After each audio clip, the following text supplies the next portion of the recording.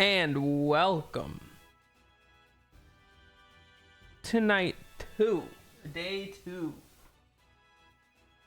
of DOTA CALIBUR. We had some big upsets and some thrilling moments on day 1. We will give the competitors from the Nemesis Conference and the Crownfall Conference a bit of a break as we jump back into the big ones. Oh shit, this one's not updated. But we're gonna do the upper bracket of the Agnum, the second round of the Agnum Conference and the Dire Tide Conference. All these heroes who have already got a bye from round 1 bye will be performing first as we get into the repeat matches in the follow-up. There's a lot more matches going on than I thought.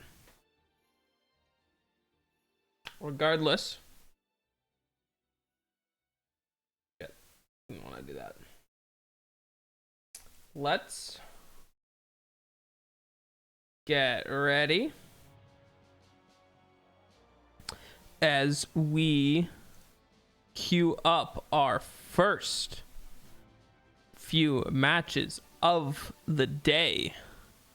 First up, we're gonna have Windranger taking on Pudge.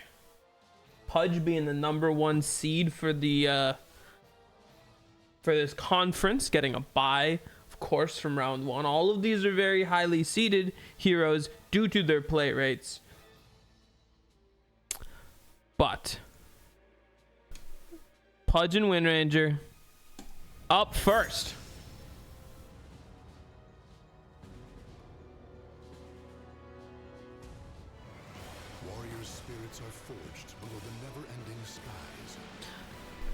So we got Pudge here, definitely favorite of the tournament, versus Windranger, who had to trade out the bow and arrow for a sword and shield.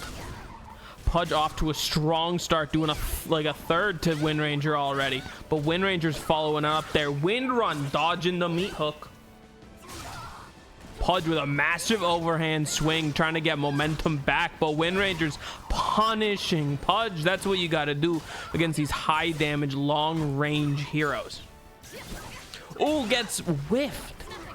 Pudge with a good punish, but does not keep the momentum long enough to dissuade Windranger from victory.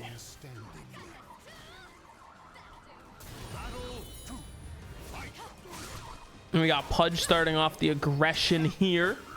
Strong as is. Windranger trying to get some momentum in, finding the opening on Pudge, going for a punish. Pudge getting a great block, going for the clash. Absolutely coming out on top. Windranger's 1 or 2 hits. Almost a ring out there. Last bit of HP here. Pudge just needs a little bit to finish it off, but Windranger's getting focus fire off. They're both so close. 1 or 2 hits on either of them. Pudge barely gets secured round 2. Now it's round it's 1 apiece. Final battle takes it all.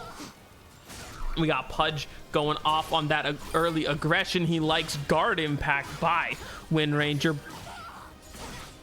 Pudge is doing a lot more momentum here, able to not lose his pace early, keeping constant pressure on Windranger. Windranger, though, will parry around.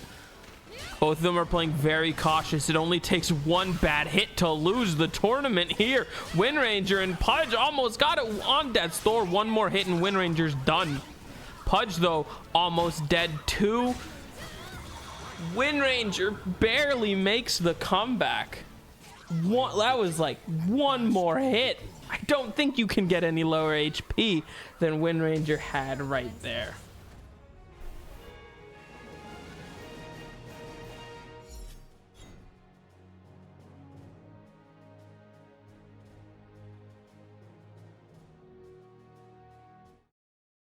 And with that, Wind Ranger knocks out Pudge in the first appearance. Damn, Pudge an absolute favorite over the course of just Dota history. It's crazy for him to be eliminated that quickly. But then again, that's what happens when the top seeds are placed like this.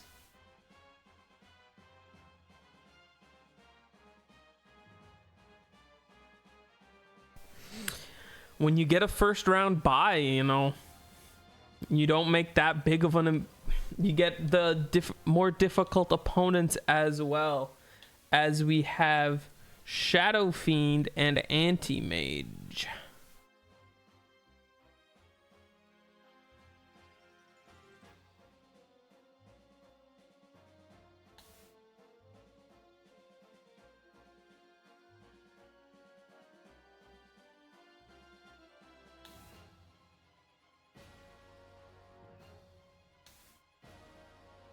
We're just pulling them up now. I think normally here we would go in favor of Shadow Fiend. Just in my understanding of a one-on-one mid here, I believe we're putting AM at the disadvantage against the lane dominator Shadow Fiend. And let's see how the combat goes. Shadow Fiend and Anti-Mage. The tragic fall of the cherry blossom magnifies its beauty as with life.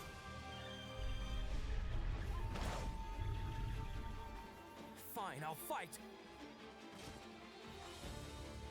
Battle 1. Fight! Grant.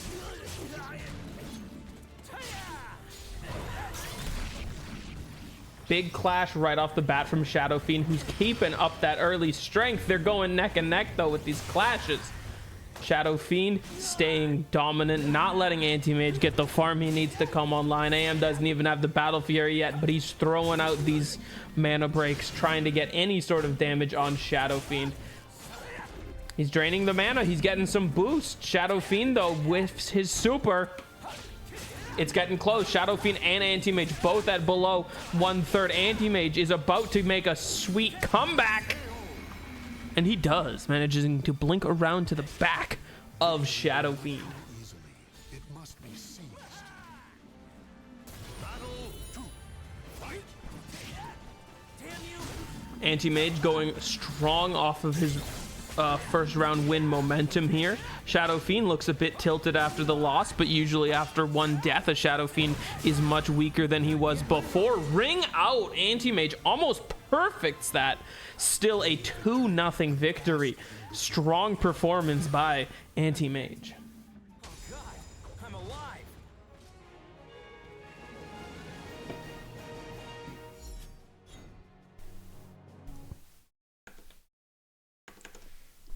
Strong performance, knocking out a very strong mid laner.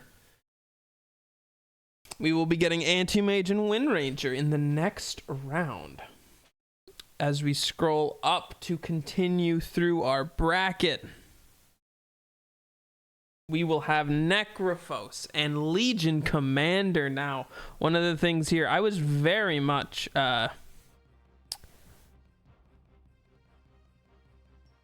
unsure about how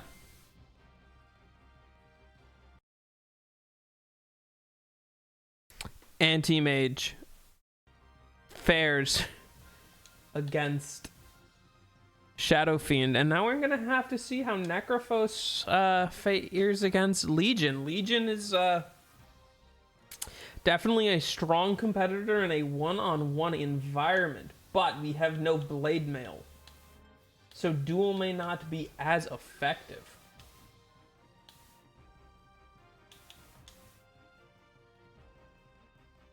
But we'll see. Maybe Legion starts stacking up some dual damage throughout the tournament and manages to make an impressive name for herself. Or are we getting some Reaper Scythe stacks? Either way, whoever wins this is going to be even stronger in the next round.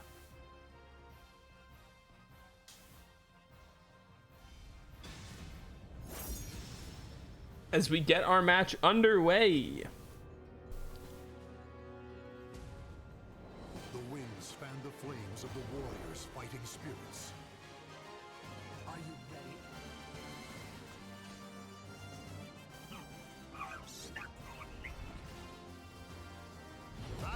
Necrophos wielding the sword and Legion wielding her pole arm. Necro. Did I say sword? I meant scythe. Whoopsie poopsie. Necro throwing a kick out. I never expected that from Necrophos. Both these competitors taking it slow and cautious. They have regen of their own through Sadist and the passive. But Necro's under control here. Legion Commander is very low though. Currently holding the momentum. They have both fallen low. It only takes one hit like that from Necro to secure a round one victory when you are that low. Goes to the last one standing. When you can get that momentum early, it fuels the rest of the match. Because once you're that low, one more mistake. Legion playing the range game here, keeping Necro where she wants Necro, getting some scythe in, although Legion manages to whip out an impressive duel here. Is this going to be enough to knock Necro down? No, but he's on like one more hit again. There we go, a big right hook, evening out the playing field. Although this round 2 looked heavily in Legion Commander's favor. I bet Legion is starting to learn the playbook of Necrophos, the one-trick pony. That Radiance ain't playing shit here. Big clash both ways. Legion pushes through. Reaper Scythe possibly coming out here. Ghost Shroud maybe, if it's the, I guess it's because it's a buff here. Extra damage is doing so much to Legion, getting punished. One hit away from death at this point. Legion does not manage to secure the win against Necrophos. It looked like it was going her way during that clash, but once that Ghost Shroud came up, she could just not push any damage through Necrophos, saving a nice little battle trick there for the last round.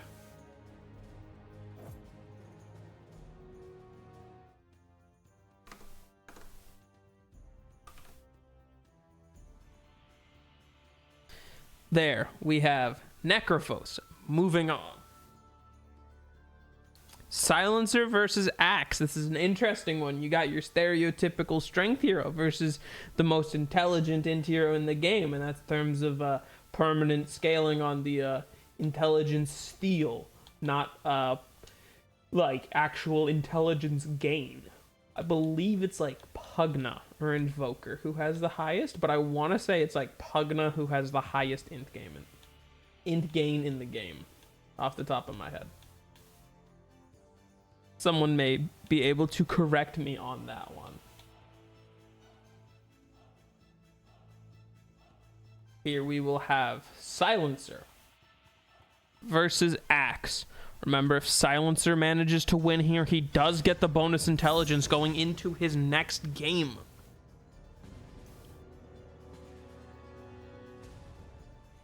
The tragic fall of the cherry blossom magnifies its beauty. We're up in the bamboo forest. This has been a popular destination for many Fine, upsets I'll fight.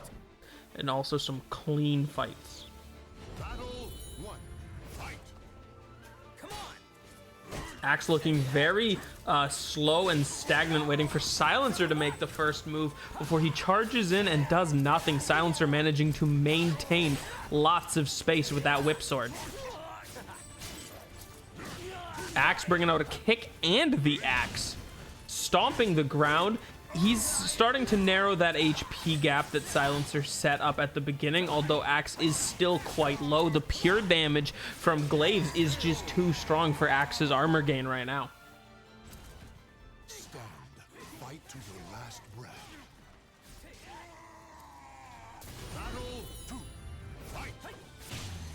Axe, just gets stunned in the head right there. Surprisingly, that Silencer whips out a stun there, though. Axe is managing to push a lot more damage right now, keeping his tempo up and charging directly at Silencer.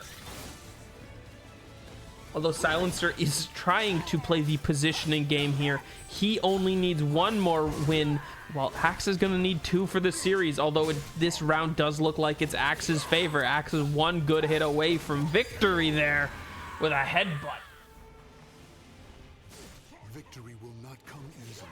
It must be seized.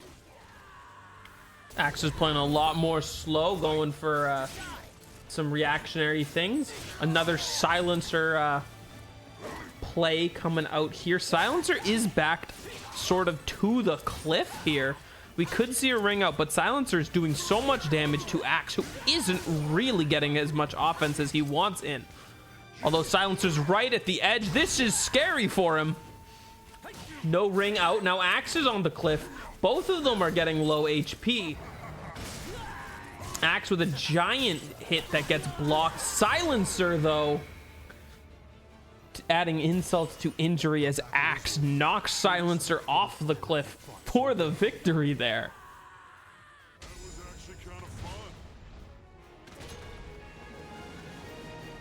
Axe pulls out a victory at the last moment.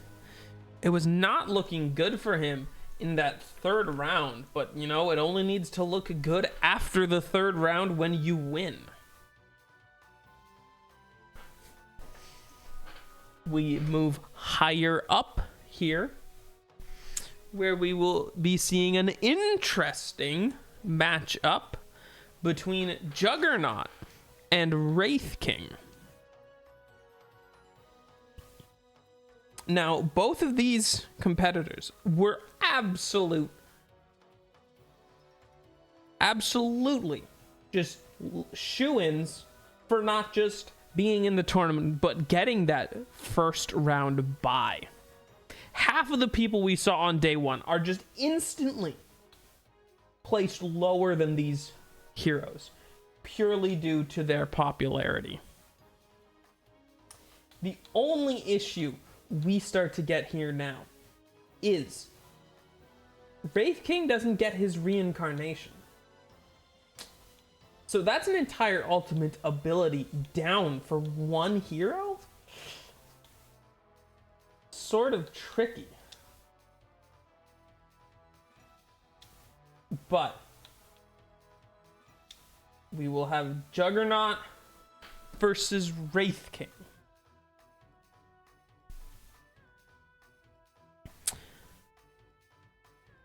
Actually, I am being informed right now that Wraith King is not able to make the tournament.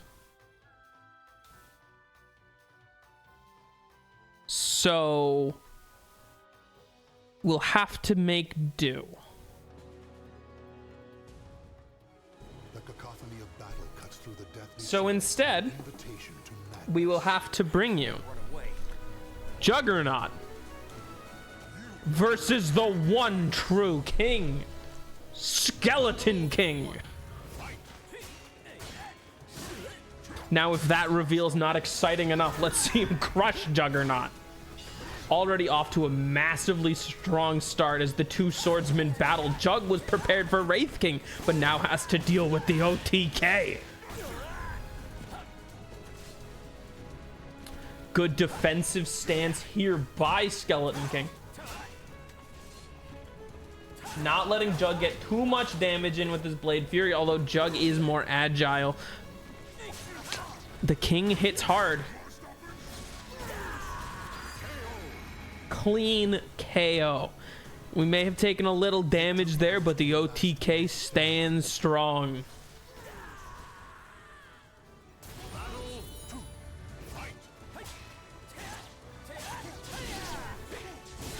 Although Juggernaut is placing his comeback here, getting a swift Omni Slash up the start as the OTK is not looking good. Omni Slash comes out. Juggernaut evening the score. Victory will not come easily. It must be seized. Final battle. Fight. Juggernaut and Skeleton King going neck and neck. Neither of these two favorites want to lose. None of the fans want either of these two to lose. They want to see more of them. Juggernaut gets a huge hit on Wraith King. Skeleton King, who misses the ultimate. Juggernaut is getting a comeback. Juggernaut is in control here. He's about to dethrone the king. Backed into a corner. There's nothing he can do. The battle is over. Show respect for the fallen who fought so bravely. Really did it. What an upset. Even against a surprise opponent. Juggernaut moves on. Interesting matchup next between Rubik and Magnus. Neither competitors you would particularly be expecting in a program like this, but for different reasons. One, due to the more erratic nature and spell castiness of themselves, and the other one, well, due to the fact they are Magnus. But both of them are in the tournament and will be fighting each other in the opening round. Magnus, who's only gotten really popular over the past couple of years, was a long-time slept-on hero until Valve saw Collapse go crazy with it and then decided this is a mainstay. To realize your ideals shall never end. Here we have Rubik with all of his stolen weaponry against Magnus with his spear. Battle 1. Fight. Magnus starting out strong, tackling Rubik. Third of the HP already gone. Rubik failing to get much momentum here, but enough attacks are being thrown out, doing plenty of damage to Magnus, who's almost dead already. Once Rubik found that control, it was just... I don't know if Magnus can come back. I mean, we've seen some crazier comebacks, I think, but Rubik is just throwing out so many attacks. One of them has to do this last sliver of HP on Magnus, who manages to juke around but missed the skewer. Round one, cleanly in Rubik's favor. Last one standing. Despite a strong showing off the bat there for Magnus, Rubik really picked it up. Huge blow off the start there for Magnus. Shockwave coming out, followed by the Empower. Skewers up, but Rubik's got his spell steals that miss. No levitate. Magnus is understanding and going in with control here for a reverse polarity that misses.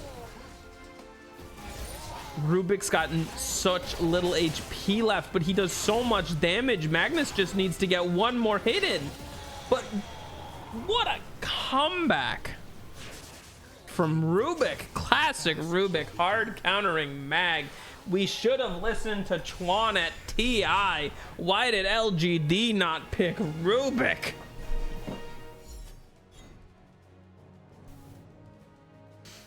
Rubik, decisive victory there, even when it looked like it wasn't in his favor. Rubik is moving on to the next round, where he will be fighting Juggernaut. As we continue our way moving up the bracket, sad LGD noises. I know. Go put water on your face, Mag. I remember when I was first pitching the idea of this tournament, and they said, You know, if you're gonna do a Dota tournament, you need to have Sniper. But how in the hell are you going to make Sniper in Soul Calibur? And I said, trust the process. And they're like, is it really Sniper if he doesn't have his gun? And I said, trust the process. As a classic carry encounter between Sniper and Spectre is up next. Classically, Spectre is used as a counter to Sniper for the guaranteed jump, but is recently it's a little fallen off. It's still relatively a counter, but it's not as hard as it used to be now that Haunt is an item you have to buy and not just your default ulti. But let's get some of the highest seeded characters in the tournament. Sniper and Spectre will begin now. Sniper is using a bow staff for this tournament as it has the longest range. Tragic fall of the cherry blossom magnifies its beauty as with life. So Sniper is looking to do exactly what he normally does, play that range game, and Spectre here wants to get in close. A nice dodge on that staff strike, but Sniper is maintaining momentum and keeping Spectre at a distance, unable to get any sort of offense in. Sniper's going crazy. Sniper gets a perfect round, the first one of the day. It must be seized. Although knowing what happened on our first day, it's not the best sign. Spectre just needs to close the gap here against Sniper. Sniper maintaining another strong performance going into this clash.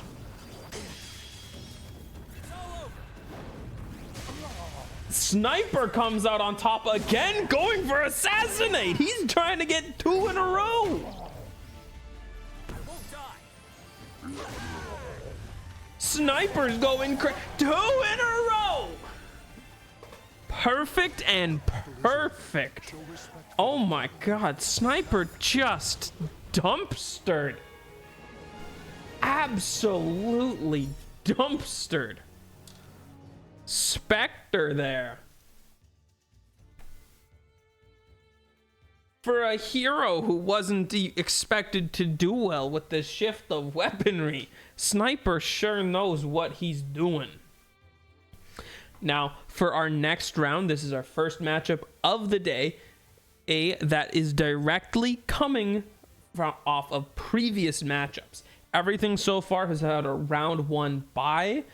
These two each had their competitions on day 1. Lifestealer taking down Undying and Vengeful Spirit taking down Warlock.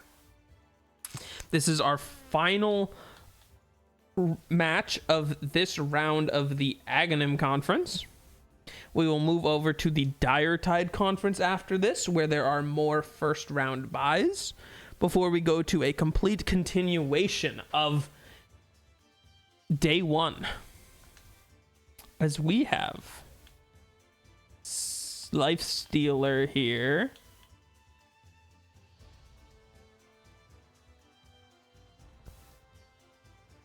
Taken on Vengeful Spirit.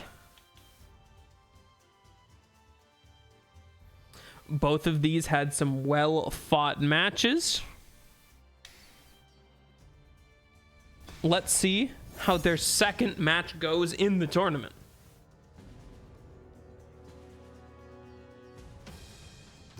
If I had to place my money on either of them, it would be Vengeful Spirit. But I am supposed to remain impartial. That doesn't mean I have to, though. I'm just supposed to. Venge using the wheel and Lifestealer using the claws. Venge is out here keeping momentum right off the bat, not letting Lifestealer get too much offense in here. Lifestealer's already down to half without getting much as damage off. A clash comes out though. Clashing again.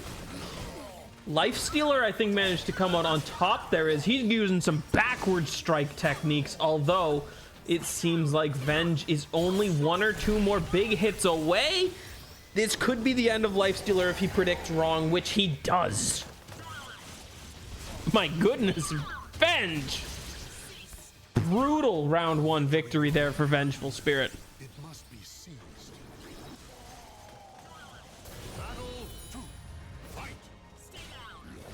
Venge missing that first blow. Lifestealer capitalize on it. Possibly a Rage coming out soon.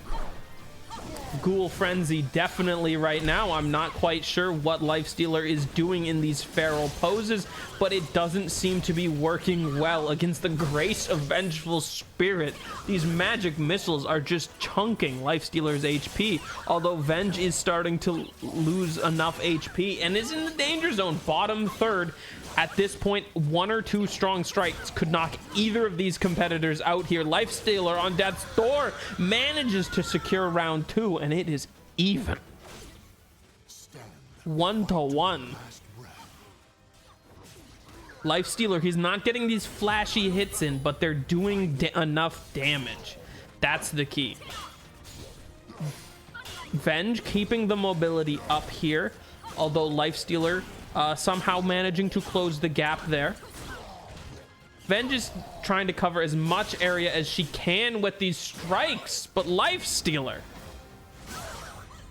is pulling out an infest right there. The super move is always just the ulti. Venge and Lifestealer about even in HP. Venge 1 or 2 hits from death now. Lifestealer's looking like the favorite. They're both nearing the edge. Venge needs to keep the momentum and a ring out for the victory. Very close, but if you need the victory in that clutch of a moment, if you forget where the ledge is, that's on you. Venge managing to take out Lifestealer there and will face Sniper in the next round of the tournament. As we take a quick recap over Aghanim's conference day 1 here. Windranger with that upset victory over Pudge is going to face Anti-Mage in the next round.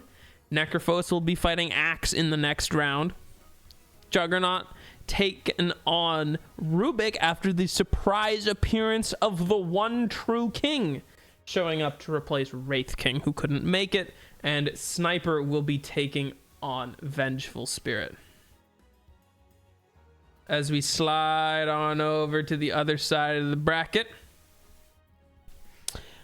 we will begin with Ursa versus Lion, quickly followed by Ogre Magi and Drow Ranger, Earth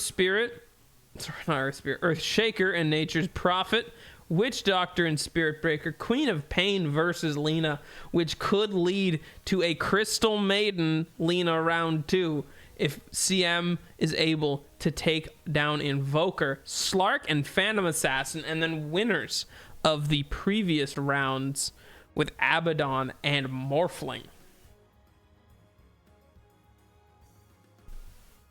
Let's quickly set this up again for the conference. Witch Doctor, Witch Doctor. Where we have Ursa versus Lion. As a very famous Lion hater, I am not at all going to hide who I would like to win this.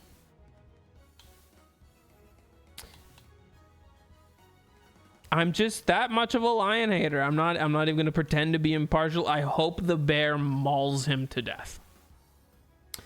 I don't want to see any more of Lion in this tournament. Making him in the game was painful for me in the first place. Let's go watch a bear maul a lion. I'm hoping Ursa hits it in 2. Blood, flesh, and soul. And like the chain septum here. I hope Lion just like runs off a cliff. Lion using nunchucks as his weapon, as Ursa has his claws. Weirdo Ursa, though. Ursa and Lion both closing the gap. Normally, Lion wants to play at a bit longer of a range. Lion is keeping the momentum and damage up early. Ursa's absolutely throwing some damage out here now, but he's looking very vulnerable. Actually, he's getting some high damage strikes, and they're about even right now. Lion is not there on the momentum. A side strike, but dodged by Ursa. Ursa's keeping the defense strong here. Huge clash comeback there by Ursa. One hit, and Lion is done for round one. Congrats to the bear. Do it in two. Do it in two. He just got to hit like a nice overpower as he's... Lion's just throwing Finger of Death out right here, right now. 1/3 of Ursa's HP. This is a huge damage boost. He's almost killing Ursa in one single shot here. Well, Fury Swipes is coming out at the end of Finger of Death's duration. Not as much damage as Lion managed to get, but Ursa gets still quite a bit of damage. He doesn't have the momentum. Lion takes round two, though. Lion only good there with Finger, but it's on cooldown now, so we get he shouldn't be able to win this one. Let's hope he doesn't win this one. Lion doing some weird foot thing. Ursa coming on top of the clash there, though.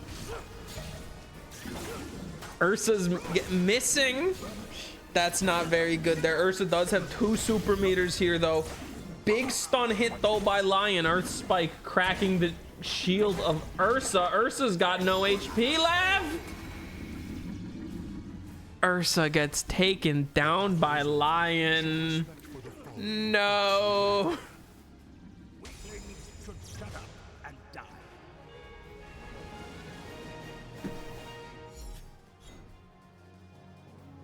You hate to see a Lion player succeed.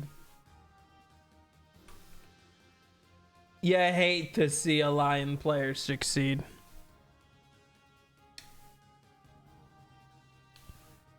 And if you want to talk about the topic of supports people pick when they don't want to play support, so they just pick it as a support and end up farming all game without buying a single support item and just try to be a 5th carry on the low key, we have Ogre Magi coming up in the next match.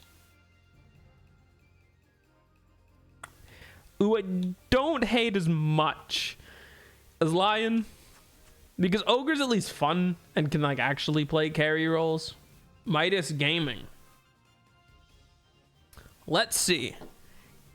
Can Ogre manage to take on who's like kind of like low-key one of the best carries like ever in Drow Ranger? Drow has traded in her bow for a rapier, and Ogre Magi just gonna start whacking things. Let's see who faces Ursa in the next round. Are we gonna get the battle of the supports, or are we gonna get another good versus evil clash with Drow Ranger? Now, this is a matchup where Ogre is absolutely favored in both the damage and the range game. Drow's got to close the gap. We saw how this didn't work out for Spectre against Sniper, but Drow's definitely showing a little more finesse and skill in closing the gap, throwing a rose from that damn Immortal. Ogre is trying to maintain a strong offense, but that's the first big hit he gets in there. Look at those hits, though. That was like most of Drow Ranger's HP off of 3 hits. Most of these blocked hits don't do much. Drow's got to keep the sidestepping up and punish everything Ogre's doing. Drow is doing an absolute phenomenal job, but it may not be enough. One more hit from either of them. Ogre has half an HP.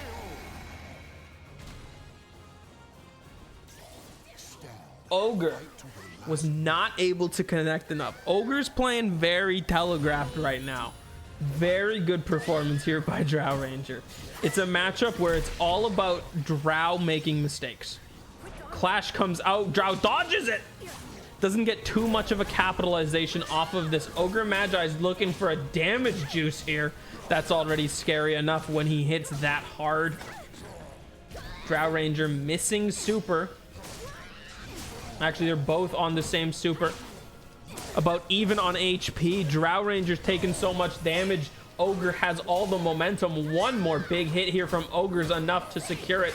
Drow has to stay perfect for the rest of the match. They're both losing HP. There's that big hit from Ogre to secure round 2. Victory goes to the last one standing. Now you only need 2 wins. You got 1 win per head. You need 1 win per head for Ogre. Ogre is punishing Drow here. Every time Drow doesn't connect on these hits, Ogre is able to return and punish. The momentum has to stay completely in Drow's favor here, or else I don't think she can do it. Both of their HPs are getting so low, and Drow has made so much more offense, but the Fire Blast is coming out here, and I don't think Drow can survive. Fire Blast successfully goes through. The battle is over. Show respect. I was really impressed by Drow Ranger in that match, but it was just such a difficult matchup. You have to dodge everything Ogre throws at you, and you have to throw back twice as much. It's just a waiting game. It's not quite Coughing Baby versus Nuclear Bomb, but Ogre Magi moves on, and we'll have a battle of the, like, I don't want to play supports next round. Now we're getting places that speak to me.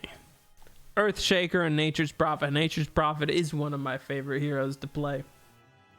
If I could script this tournament, I would have Nature's Prophet win here and take on Spirit Breaker in the next round, because I love both of them.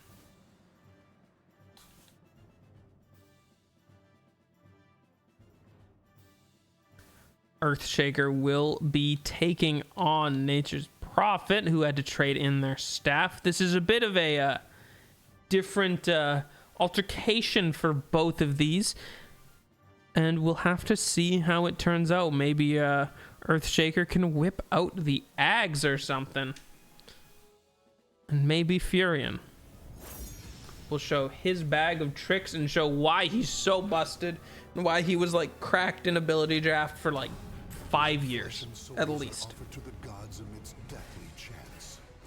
I can see the fear in your eyes. Almost an auto win. Now fight. Nature's Prophet and Earthshaker. That totem miss there by Earthshaker. Nature's Prophet instant ring, 6 seconds. Oh my good, Nature's Prophet saw an opening and instantly punished Earthshaker off of that. A 6-second round. Earthshaker's backing up to he's backing up to the corner where there's no ledge. He's playing defensively now. Come at me, Furion. You cannot ring me out again. That, you know, Dagon, I guess, missed by Nature's Prophet. Earthshaker is using this club to his advantage. So much of Nature's Prophet's HP is gone. He needs just some momentum after an embarrassing first round loss like that. No wonder Earthshaker's mad. Victory will not come easily. It must. Second round goes to Earthshaker. Final round to determine it. Nature's Prophet. Is he gonna try to scam out his second round? Huge hit by Earthshaker. Who's gonna capitalize off of the second clash? Earthshaker. He's going for these echo slams, but a Wrath of Nature comes out right in front of Earthshaker. Is this gonna knock him to the edge? They're about evened up in HP. Nature's Prophet going for it again. Earthshaker going for it. Nature's Prophet is right on the edge here. He's keeping the momentum, but this juiced up Earthshaker, that totem is enchanted. Can he take out He takes out Nature's Prophet after the quickest round of the tournament. Show respect for the fallen. Impressive 6-second round to start up, but one round doesn't win a match. Despite a 6-second round, Earthshaker moves on. That is a common trend we are actually noticing throughout the tournament, is if you have one really good round, it seems like the other person says, okay, I gotta step up now. You ring me out, I'm going all in after that disrespect. A matchup I am all too familiar with as a Spirit Breaker main is Spirit Breaker versus Witch Doctor, because that damn cask bounce just fucks you over so much when they don't mean it to. It's hard to charge away when the cask just goes creep me, creep me, creep me, creep me. So I'm absolutely rooting for my boy on this one, as Spirit Breaker takes on Witch Doctor. Blood, flesh, and souls are offered to the gods amidst deathly chants. This fight will be a pleasure. Witch Doctor using a bow staff here as Spirit Breaker brings out those flaming nunchucks.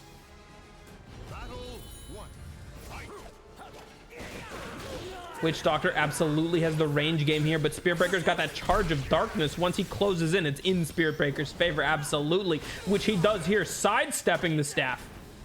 Witch Doctor with some incredible aerial techniques there. Did not expect that from him at all. Spirit Breaker closing the gap, throwing out tons and tons of damage here. 17% him, perhaps?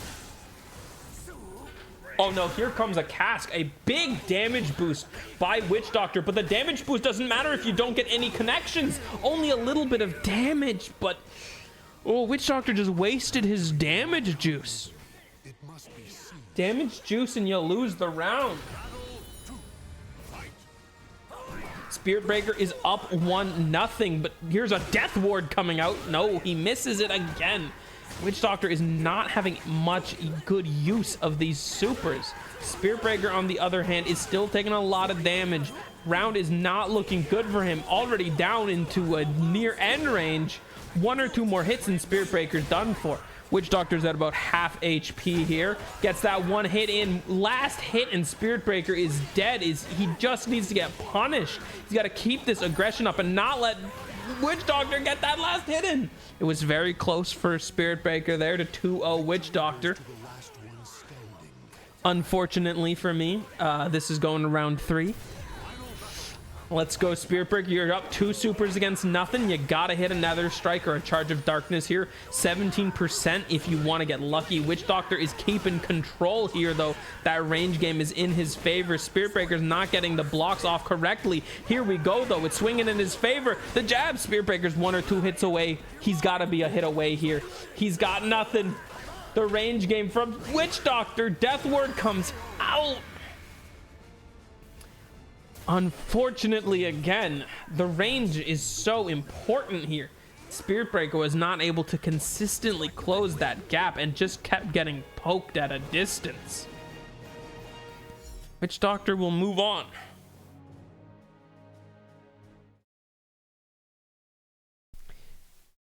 These supports that just I hate are moving on quite frequently.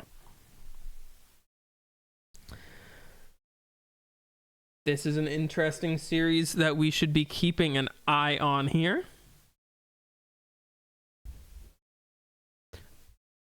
I think I have to be right back. I think my cat's needs me.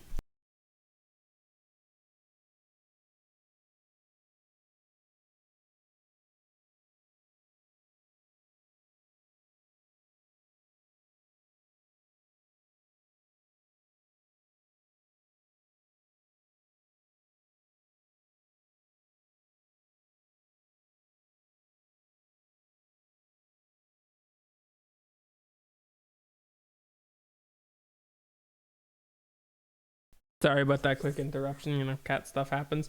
We will have Queen of Pain, though, against Lena. If Lena manages to move on, then we can see the sister battle. The one everybody wants to see. Lena, Queen of Pain, being an absolute classic mid matchup. Which I actually do not know who is favored in that matchup. I am not a mid expert. I would ask a mid expert who is favored in that matchup if I had one on call, but I don't. So instead, I'm gonna give my inputs, and I think it is Lena favored. I think Fiery Soul's pretty damn strong. And I think Lena's just that good mid. I think the whole thing is that Lena has no bad matchups mid. But it doesn't need to be a bad matchup. It just needs to be a bad match. It's Queen of Pain takes on Lena.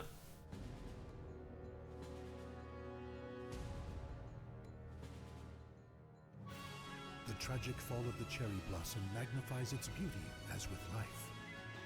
You look beautiful dead. Queen of Pain using a whip and a sword here.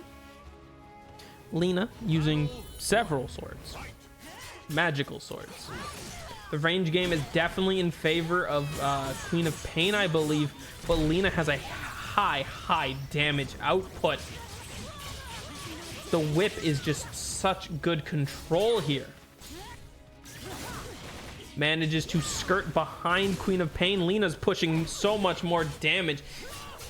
Even when she's not getting as much offense in as Queen of Pain, the damage from that offense is just higher. Queen of Pain getting knocked down incredibly low.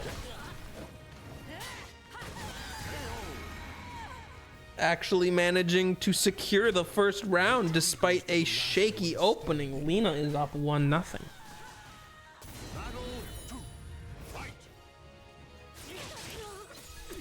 Both of them waiting to see the others move. Queen of Pain managing to punish Lena, trying to close the gap. Lena is trying to close the gap again and managed to do so successfully, sidestepping Queen of Pain and putting insane damage out here into a Light Strike array.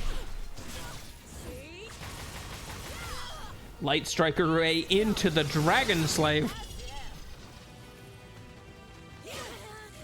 Queen of Pain, though, managing to get some sort of momentum back. Does not want to be too owed by Lena. They're fighting near the cliff's edge.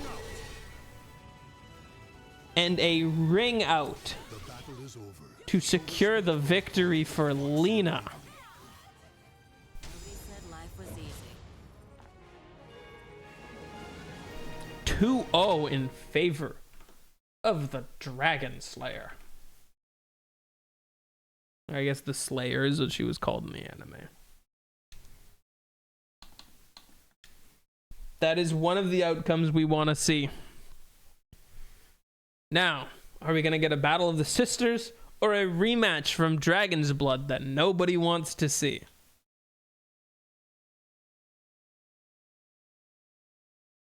Who wins between Invoker and Crystal Maiden?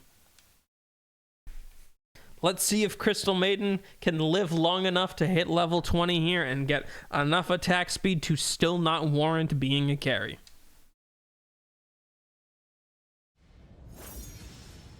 Ooh, this is not a it's not a good stage for Crystal Maiden, as when you are in the 7 hells, ice don't really work that well. This is an Invoker favored map, most definitely. Is Invoker gonna anime antagonist us to the next round? Is managing to conjure up and evoke tons of different weapons for this match. We have Crystal Maiden, though, getting some offense in here quite spectacularly, using her wand as a weapon, although Invoker's damage is really high. Crystal Maiden almost catching up here. Actually, they're like basically equal on health now, although one more hit and Crystal Maiden's out of it. Needs a couple more hits here on Invoker. She's not keeping the momentum that she needs. One more hit away. Next hit wins. She was just ever so off. It must be seized. Invoker, Crystal Maiden, round 2. Crystal Maiden starting off very on the aggressive here right now. Invoker going for a Sunstrike, but misses. That's the problem with some of these high damage. You need to control the match better than Crystal Maiden is. Although she's getting more offense in, the offense damages Invoker's favor. One mess up is like all of Crystal Maiden's health. A decisive 2-0 for Invoker. Sorry, Crystal Maiden. Stick to the support.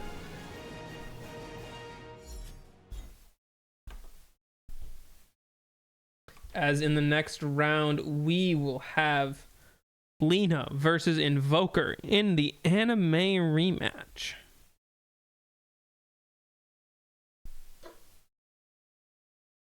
Next up is Slark and Phantom Assassin. Both of them are those sneaky cores. So we'll have to see how that works out for them, as Essence Shift will definitely be the favored spell in the long extended battles, but coup de grace could possibly just end it out of nowhere.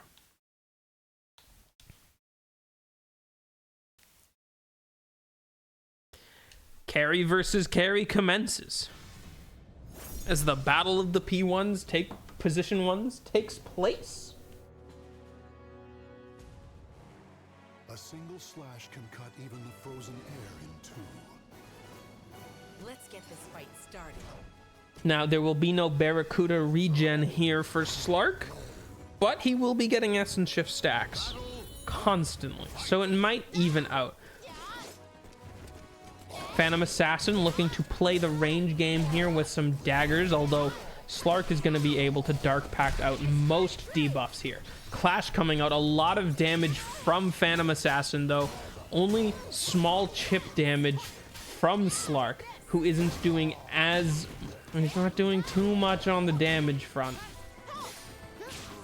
He needs to keep the sustained damage up, but the evasion of Phantom Assassin's just keeping it out of his reach, although that jumping pile driver certainly helps. It's a little overkill here from PA, but if you need that coup de grace to secure the last 2 damage, you need it. My specialty. Victory goes to the last one. Classic Slark with 0 damage.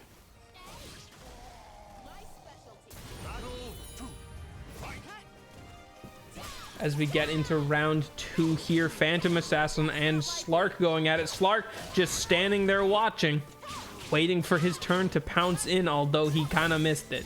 There's another chance to pounce in. He does get it this time. Does he have the Aghanim Scepter to quickly get that second pounce in? The fence is shattered.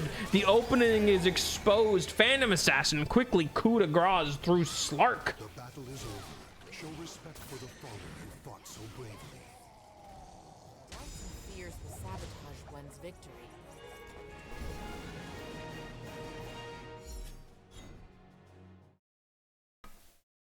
Phantom Assassin will move on. And I still need to check on this cat. Sorry.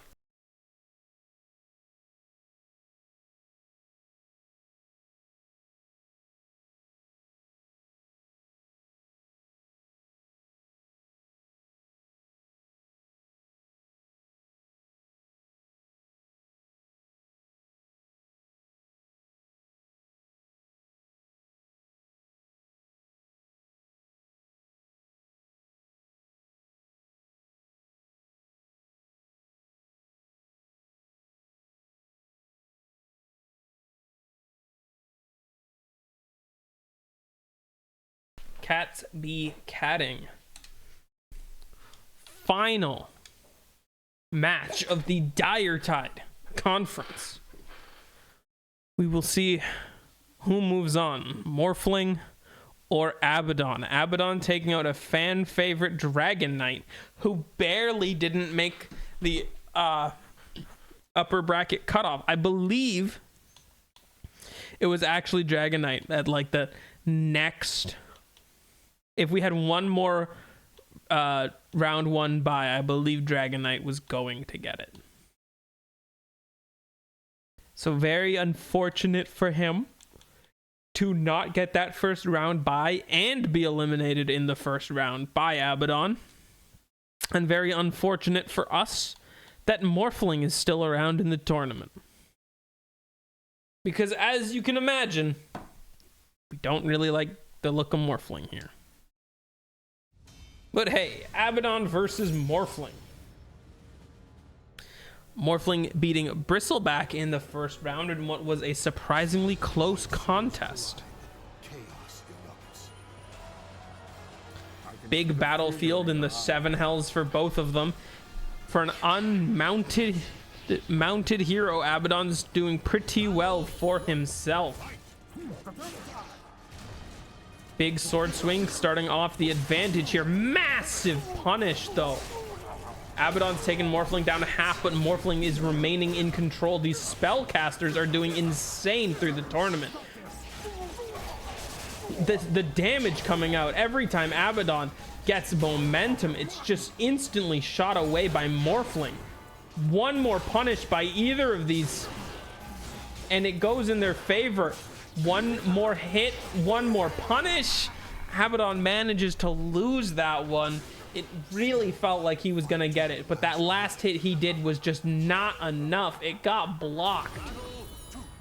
One up for Morphling. Giant overhead swing. Abby is playing some of that range game here. Although Morphling is able to close it.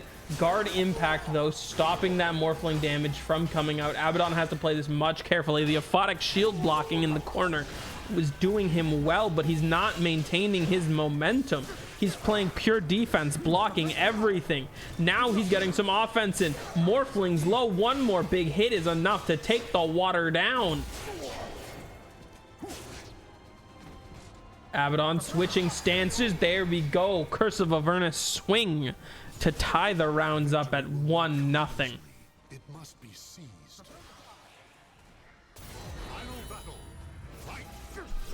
Abaddon keeping this momentum off the bat. It seems like his plan is to wear Morphling down with these blocks, although Morphling is getting used to these blocks now. It's hard for Abaddon to play defense with such strong offense coming in. There's the punish. Abaddon needs to get more in. He's on death's door. One more big hit and Morphling takes the victory. Abaddon is poking, but he's not getting it. Morphling wins another round. The shape of water is victory.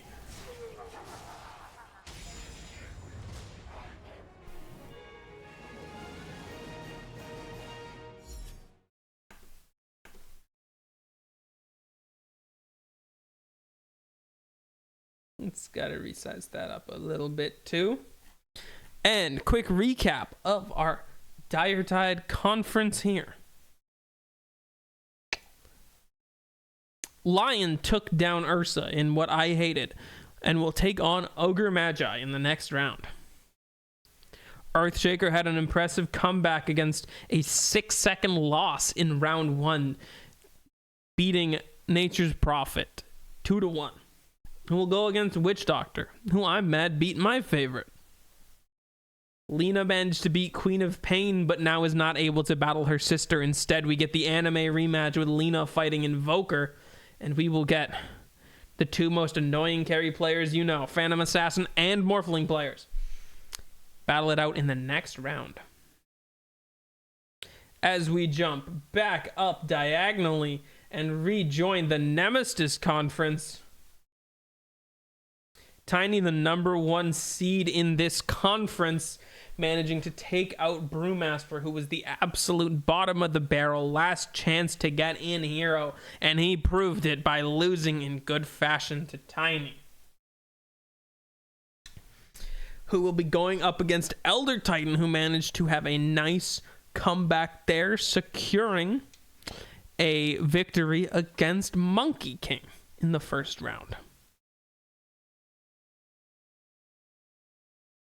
Both of these fighters are not new to the tournament, and we'll be getting into their second matches. Now, Tiny is at a bit of a strong state right now, considering that TI is just around the corner. Better buff Tiny. He needs to be relevant at every international possible. So it wouldn't surprise me if Tiny ends up going all the way in this tournament. If I had to pick one of these two to win it, I would be guessing Tiny, but I want him to lose. Let's get into the match.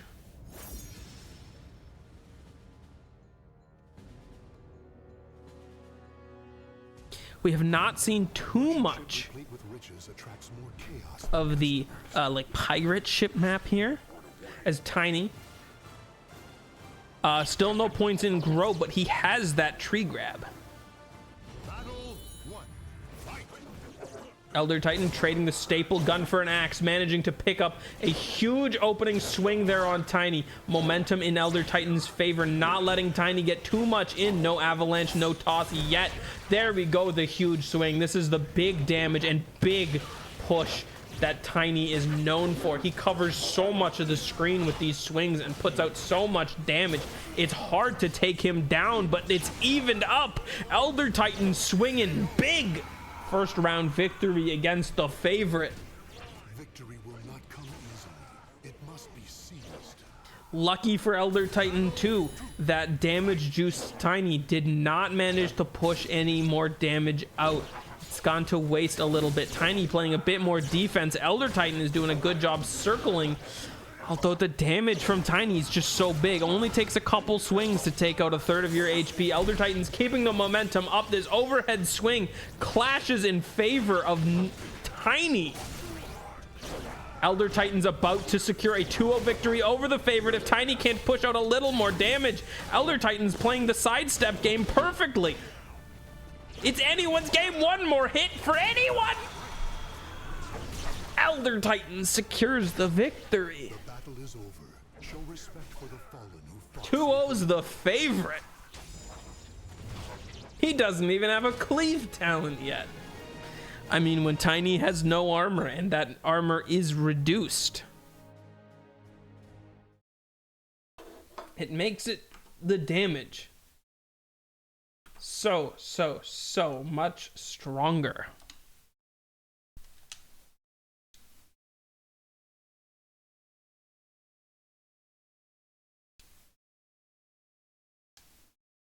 Next up, we have Storm Spirit versus Bane. Storm Spirit is the final spirit.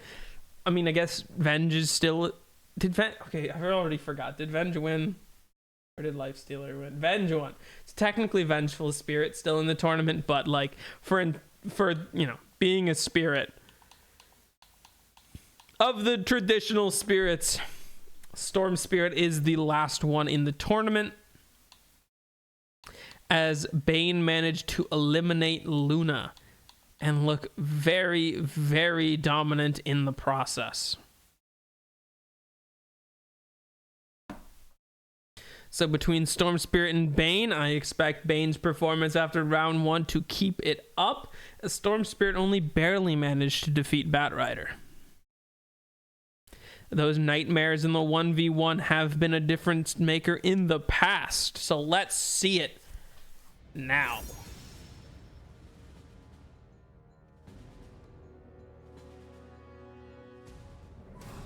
Blood, flesh, and souls are offered to the gods amidst deathly chants. I can't run away.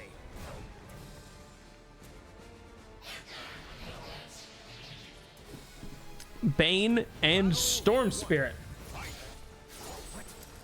Do it, don't just do it for yourself, Storm Spirit. You gotta do it for your brothers.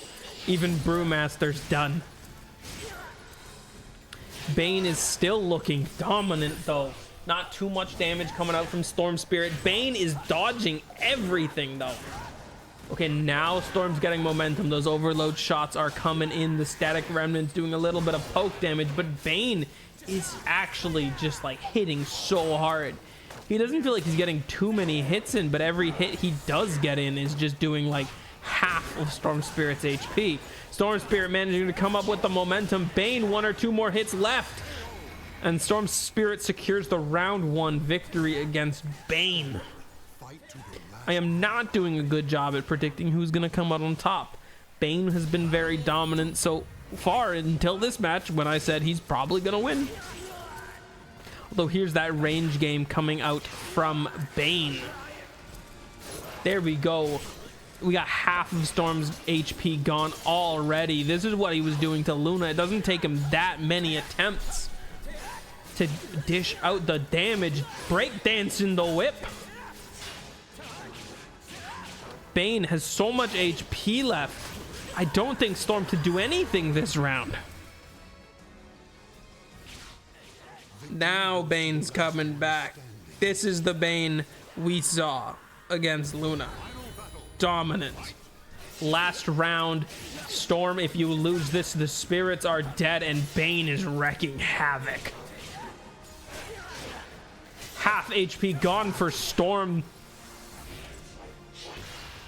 Bane, damage juice. It can only take 1 or 2 more hits and then Storm is done. The combo comes out. He's on death's door. You gotta do more damage than that, Storm. You can't do any more damage. The block comes out. Storm is mounting a comeback. He's gotta dodge every single thing Bane throws at him for the rest of the match.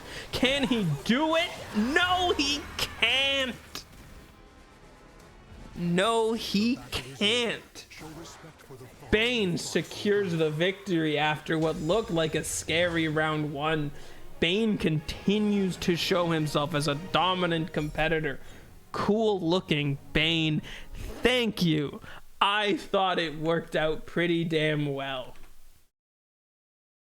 That was a hero. It was like, you can't possibly make Bane in Soul Calibur, and I said, watch me. Trust the process. Bane is a dominant performer, and I can't wait to see Elder Titan and Bane in the next part of the tournament. After such a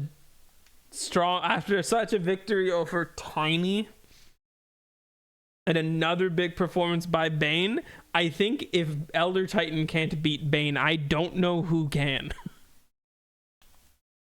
Enough about that previous matchup. Let's scroll down to see our next couple as we have Tidehunter taking on Mars. Tidehunter and Omni Knight had a really close battle, as well as Mars versus Pangolier was also a really close battle that was very much decided by, I think this was like a blade. I think this was the match from last stream that was settled by a blade mail.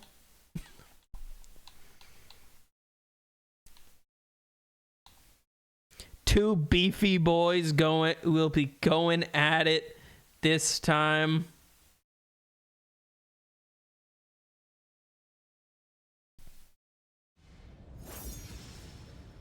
Mars and Tidehunter.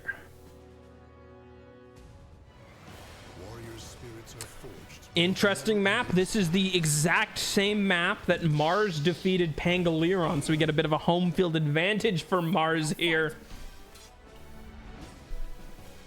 Battle 1. Fight. Tidehunter wielding the giant wooden anchor and Mars wielding a sword and not a spear. Mars, instant ring. That was a 8-second round. That was almost as fast as Nature's Prophet, but that was an incredible quick spear of Mars off the map. Okay, Mars up 1-0 off a cheeky ring out, but we saw how well that worked out for Nature's Prophet before.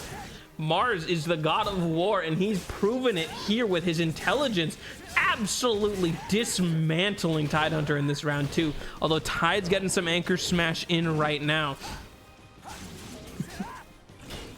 A blink and you miss it first round. An incredible back and forward second round. Tidehunter managing to get that giant anchor smash, throwing Mars to the edge. Was this the play or not? Tidehunter gets dunked out of the arena.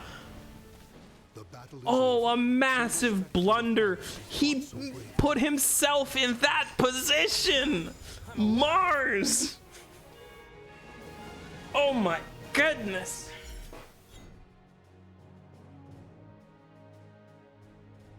I think that is the first time in the tournament we had 2 ring outs in the same matchup.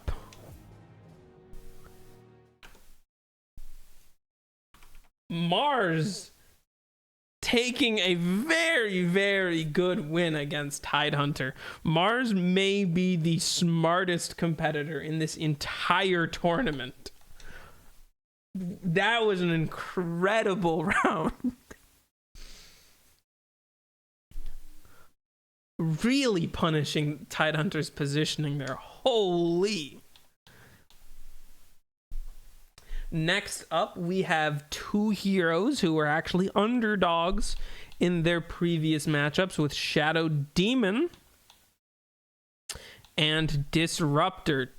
Shadow Demon beating Bounty Hunter, and Disruptor taking off Earth Spirit after I remember their matchup being very, very close.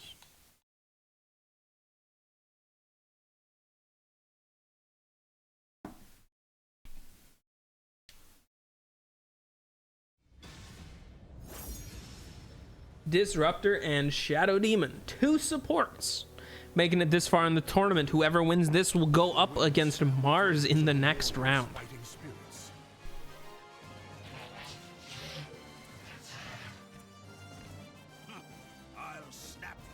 Shadow Demon Fox.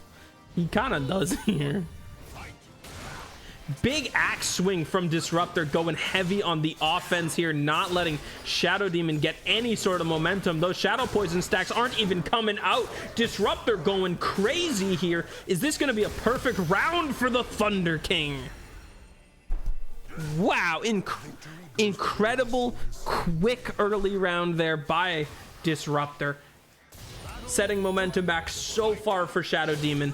First hit for Shadow Demon of the round.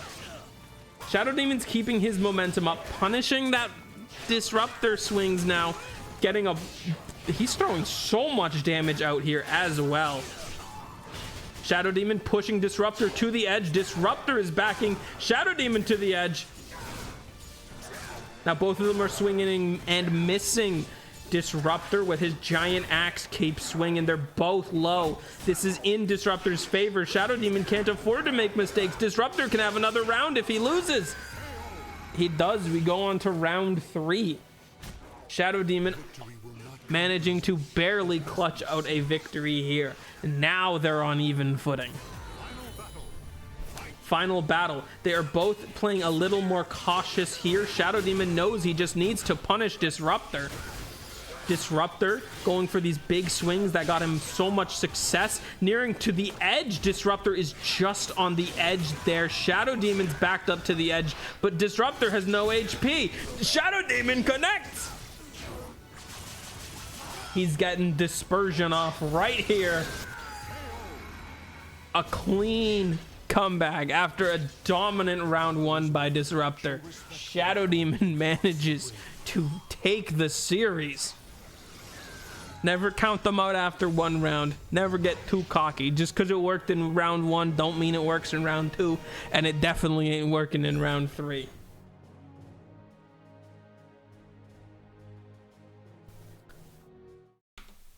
Shadow Demon will take on Mars in the next round. Disruptor appears. Shadow Demon casts Disruption. Yeah, we didn't get any particular glimpse plays there. As we look to our next bracket, we have Night Stalker and Muerta. Night Stalker, who came off of a strong battling with Troll Warlord, and Muerta, who had a very, very difficult time taking down Ringmaster. Yeah, so I don't know why I thought I got his name wrong for a second. No, his name is Ringmaster. Let's see how she does against Night Stalker. Now, the biggest problem Muerta had was trying to get that range gap closed against Ringmaster. But against Night Stalker, there isn't as much of the range gap. So this could be even more in Muerta's favor.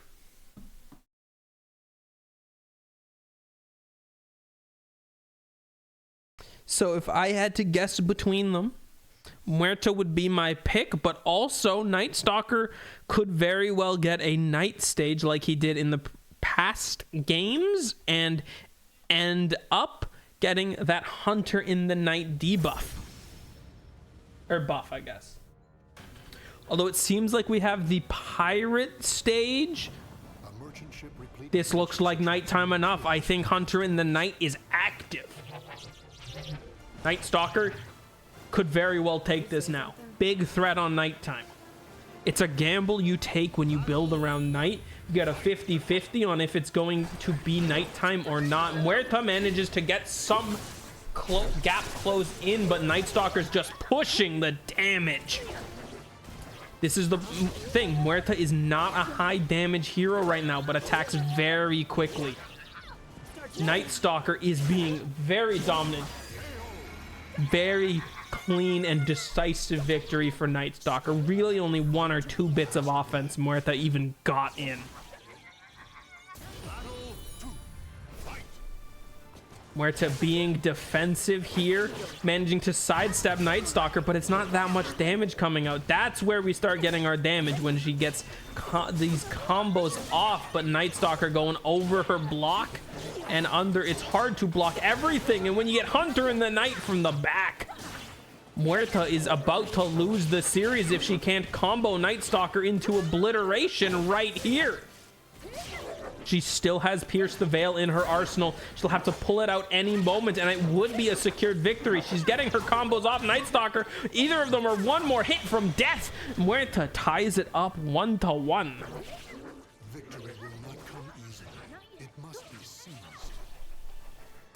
Final battle. Fight. Muerta channeling the wind energy. And Night Stalker goes for Dark Ascension, but misses it. Muerta throwing out these rapid strikes, gunslinger bonus attacks going right onto Night Stalker, but he's able to push the void damage out. A lot of damage. Pierce the Veil is up, but Muerta does not have the momentum. Ring out over the barricade. Night Stalker launched her so far in the air, she fell over the barricade. We haven't seen that at all. Ring out over a barricade. It may have mattered. One Pierce the Veil could have been the deciding factor against Night Stalker. Very, very close.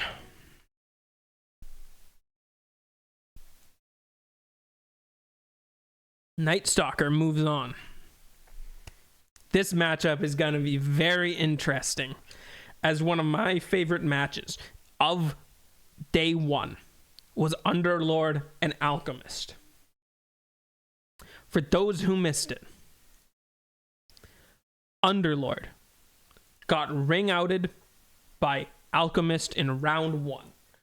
Underlord was very dominant. Alch was about half to a third HP left. Not too much damage onto Underlord, and he just gets the cheeky ring out. Round 1. Underlord spends the next 2 rounds obliterating Alchemist and saying, "How dare you try to cheat a win against me?" Can Underlord keep this massive aggression streak going and take on Marcy? Marcy, who had a very close match against Phantom Lancer. Once again, the exact same thing as Muerta, where your range matters. Phantom Lancer was using the bow staff we have seen very commonly in this round. And we will have to see now how Marcy handles against a large opponent and how Underlord handles against one who will probably not be as angering as Alchemist was. As we begin, Underlord versus Marcy.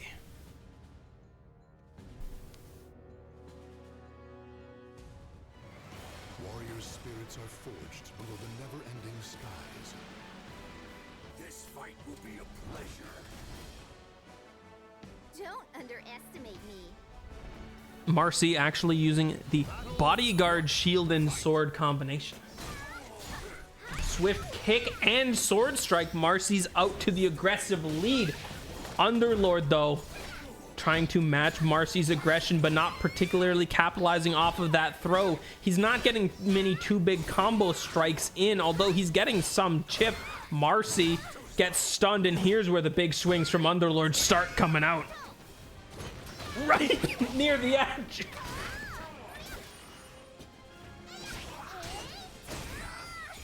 Sorry, I started choking in real life because I'm so close to the match. Marcy securing it with Unleash.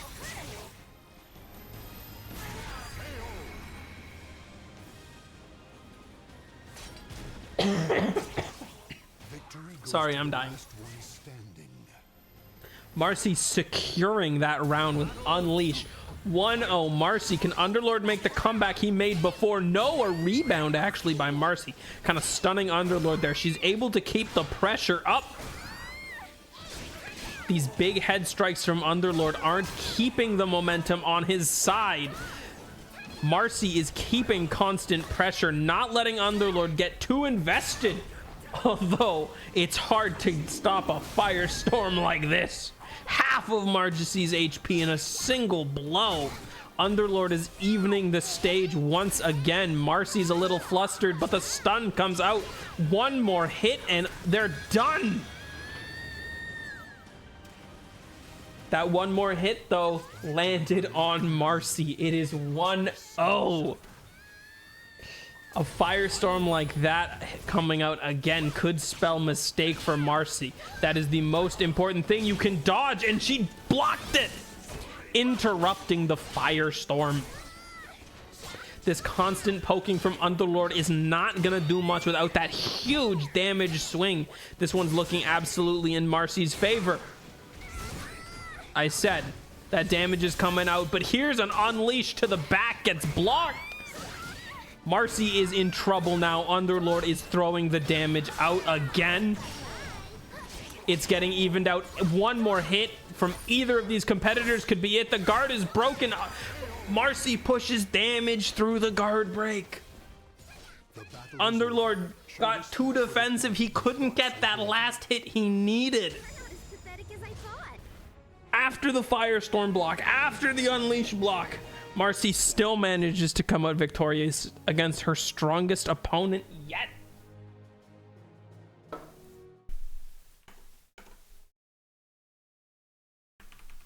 Marcy will move on to fight Night Stalker in the next round. Night Stalker has been very dominant so far. So Marcy, who has already taken down a strong strength hero, could have that experience in the bag. Let's scroll down to our final two matchups of the Nemesis Conference. I almost misspoke there. Huskar takes on crowd favorite Dark Willow before Ricky takes on another crowd favorite in Snapfire. Huskar had to go up against a weakened state Chaos Knight. The consensus very much was that Chaos Knight did as well as he could for somebody without a mount. Huskar will take on Dark Willow. The battle, Berserker's Blood versus how am I blanking on the name of the spell? The good Dark Willow on an ability draft. Shadow Realm. That's it. Berserker's Blood versus Shadow Realm. Two first pickable spells and ability draft, except I think only one of them's a good first pickable spell and ability draft. We kind of be Berserker's Blood haters here. Is just countered by a Spirit Vessel. So between these two, I am rooting for Dark Willow. But both of them coming off victories, although their opponents are not particularly ones we had high hopes for. This is where they prove that they belong to be here in the tournament. As we have the trailer boy Huskar versus the fan favorite Dark Willow. Warrior spirits are forged below the never-ending skies. Going back to this platformed map, I do like this map. A lot of ring outs. Dark Willow using the Bramble Sword and Huskar using a non-burning Burning Spear. Instant damage coming out here by Dark Willow, who is not able to constantly maintain off of it, but sidesteps everything Huskar's throwing at her. She's already down. Huskar's already been taken down to a 3rd HP from Dark Willow. This is absolutely a strong showing already. Just needs that last chip damage, but Huskar is managing to push some attacks through. Bramble Maze misses, although she's still able to take down Huskar in round 1, only losing about half of her HP. But some of these combos are doing insane damage. You only gotta win one more, Dark Willow. Huskar whiffs his opening play, but Dark Willow misses on the punish as well. Huskar trying to keep his guard up and play a bit slower. He goes for life break, but misses it. Dark Willow tripping Huskar up, is playing the range and height game, going high and low with that whip. Dark Willow taking down Huskar in 2. The battle is over. Show respect for the fallen who fought so bravely.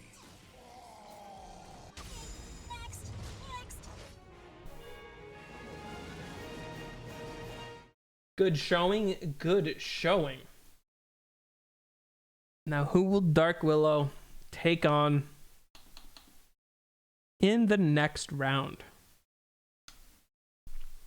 We have Ricky versus Snapfire.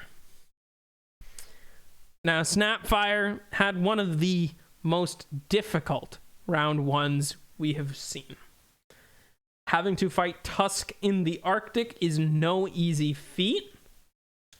Coming back from a round where you get perfected is no easy feat.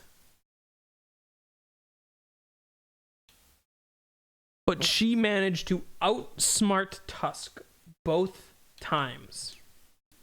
First one, managing to get a nice combo into ring out after punishing Tusk's position, sidestepping him and dunking him into the freezing river.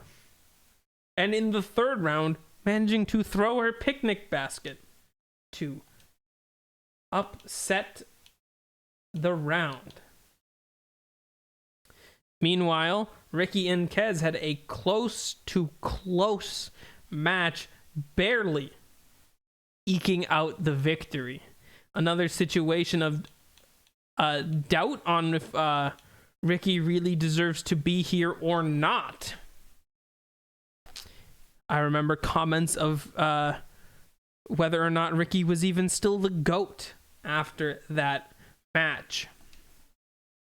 As we begin, Ricky and Snapfire.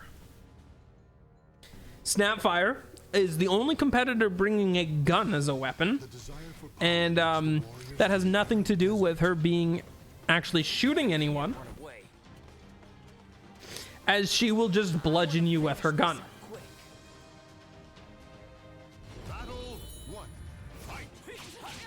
Ricky getting some quick damage in, but Snapfire playing smart. This is what she's known for, these strong overheads, these punishing plays. Nice reversal there by Ricky. Easily going behind Snapfire with that tricks of the trade. Ricky is going to be such an elusive character to try to take down. Both of them are getting low on their HP. 1 or 2 more hits on Snapfire could do it. Ricky's getting in that danger zone now too. 1 more big hit on either of them. They're just poking. They're playing it safe, and Snapfire dodges that smoke screen for the win in round 1. Stand. Fight to your last breath.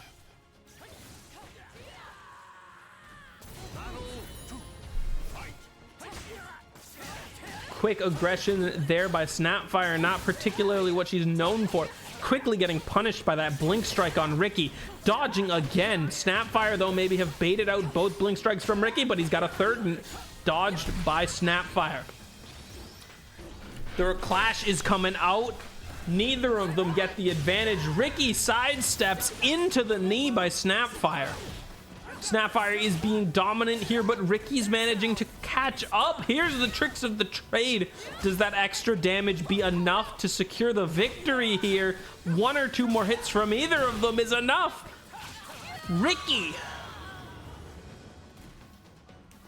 Ricky manages to secure the round 2 off of that tricks of the trade damage boost.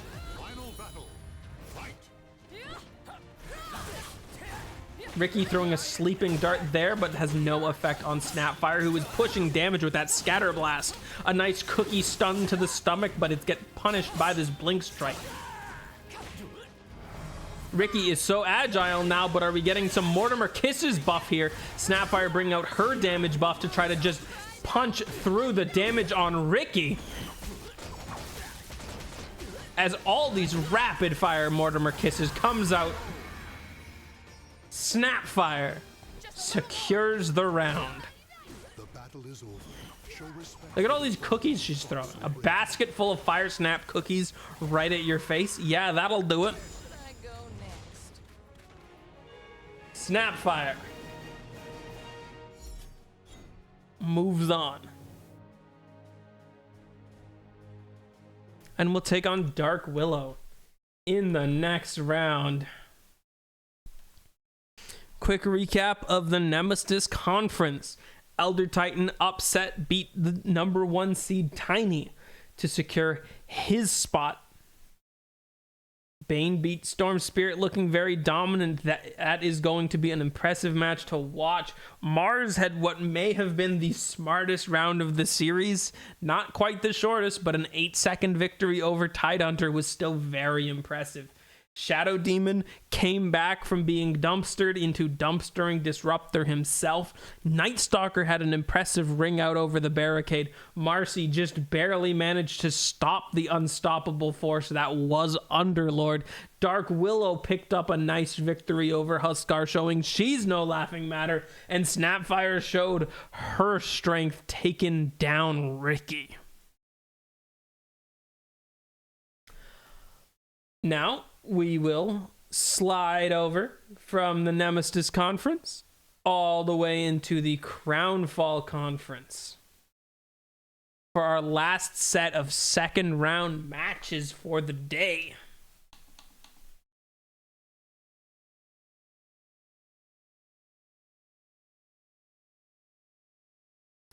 We will have Naga Siren taking on Meepo. Meepo looked very strong against Dazzle. And Naga Siren having a close contest with Puck. Sometimes you aren't really sure if Meepo was that good or Dazzle was that bad. So this is where we're really going to see. Maybe Puck was just a really strong competitor and that first round was just a fluke for Meepo. We then have Nyx, who came off a very, very close victory against Lycan. Skywrath Mage, impressive showing against Darkseer, is going to be the one standing in his way. Perhaps we end up seeing Skywrath and Venge in the finals, as both of them are still in the tournament. Clockwork had a great matchup going against Enchantress, but that battery assault was just too much for a long-range hero. Dawnbreaker, impressive showing against Primal Beast as well. Taking down a big, strong hero, but let's see how she deals with the more agile, in-your-face Clockwork. Then we have Faceless Void and Death Prophet, both of who had strong showings, but really need to confirm their placement in the tournament here, as neither of them have looked as dominant as other first round victories. Beastmaster beat the beefy boy that was Centaur, and Slardar is one who has knocked out a spirit.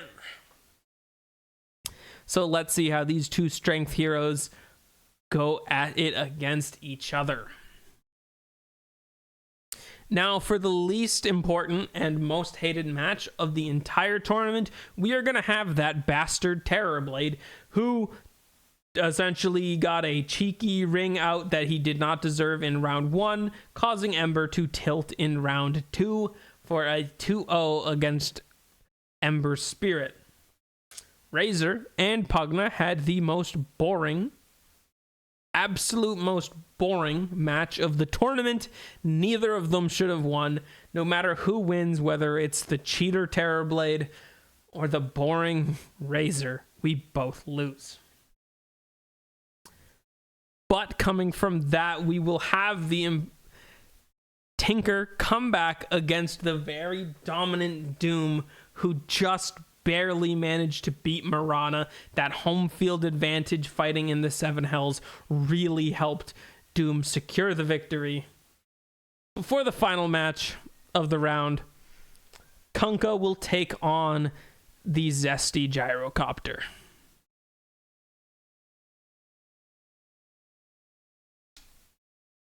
So we will get into the first matchup.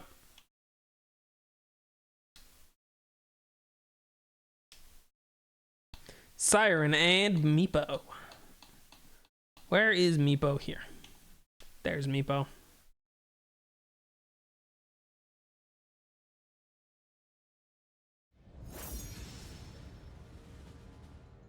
Meepo and Naga Siren. Warriors cross swords beneath Naga Siren was also one I was told you'll never be able to make her. Let's get And yet I did.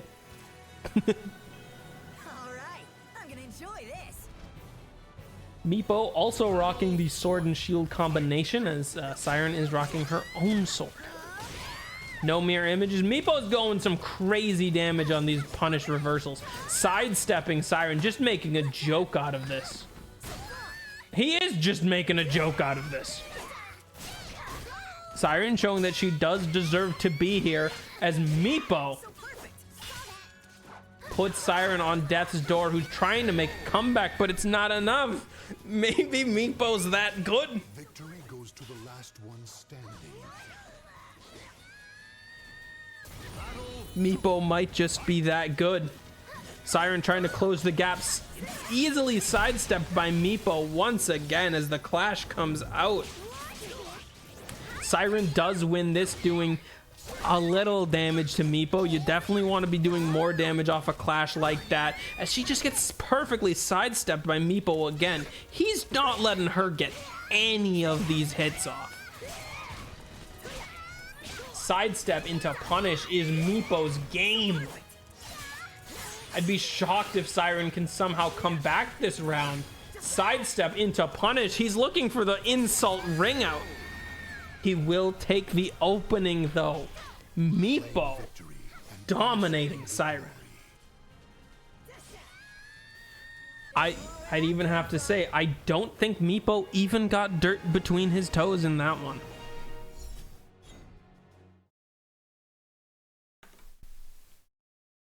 Meepo moving on.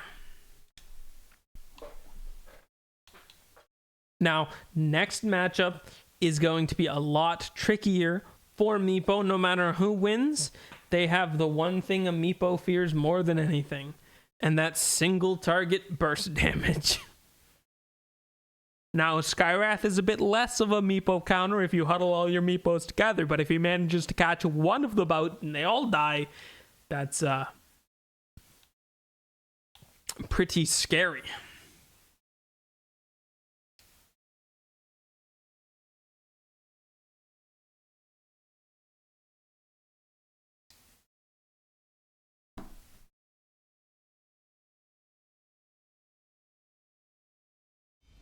Nyx and Skyrath commences. Now, if I had to predict either of those, I'm generally not a Skyrath believer. I know he can get some kills. Magnifies its beauty. I guess that's all this is about, though, but he tends not to have the sustain. So this may be the last round he could win Get any pity from me. before people start wising up. But we do have that spiked carapace, so it's going to be a bit more difficult for Skyrath Mage against a target like Nyx Assassin here, who is pulling out some quick maneuvers and tons of damage quickly. Skyrath has not been able to get a single bit of offense in this match yet.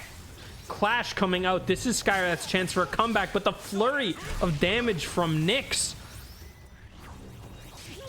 Skyrath does manage to start gaining some momentum, but now it's being reset a little. Nyx is playing defensive, trying to get some swings in. A Mystic Flare comes out.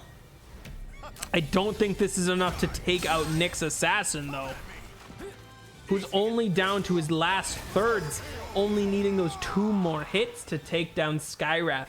After a first round like that, you really don't want to be having to use your super meter and not get anything out of it. Nyx and Skyrath going at it again. Skyrath getting a little more chip damage in. He's able to control the battle a little more. It seems like he now understands Nyx's playbook as he does a beautiful counter. Beautiful dodge and reversal. They clash again. Skyrath comes out on top. He's read the book now. He's not getting punished by Nyx in the same way twice. Although Nyx is still pushing some damage through as a Mystic Flare comes out right into the block. Is this enough to secure the round for Skyrath? And it is. Skyrath coming back from a loss, saying, I'm not losing the same way twice. Skyrath's playing poker, and you have shown him your hand already. Although Nyx getting some massive shots in here. Skyrath's already at half HP. He has to go for the Mystic Flare again. It's not even gonna even things out, even though it connects. He's precariously at the ledge, though. Nyx only needs a ring out to win. Skyrath's going for the ring out, perhaps. They're evened out. This is 1 apiece. Next big hit is going to win it.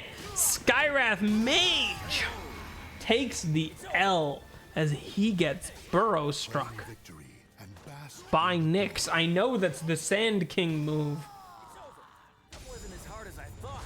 but burrow is the Nyx move, and burrow doesn't strike you, but that was a strike. There you have it. Could have been either of them in that last round there. We'll have to go up against Meepo, who's been so strong.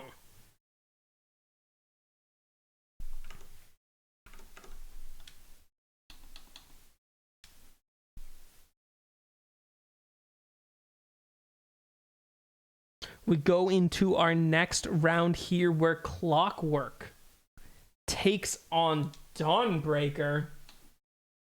Clockwork, a fan favorite of the division from last stream, taking on another well-liked character, but Clockwork definitely had the crowd on his side against Enchantress. This is a very up-close and personal matchup for Clockwork. Well, not up-close matchup for Clockwork, who is going to be very much relying on the battery assault to not let Dawnbreaker get Starbreaker off at all. Let's see where this matchup takes us.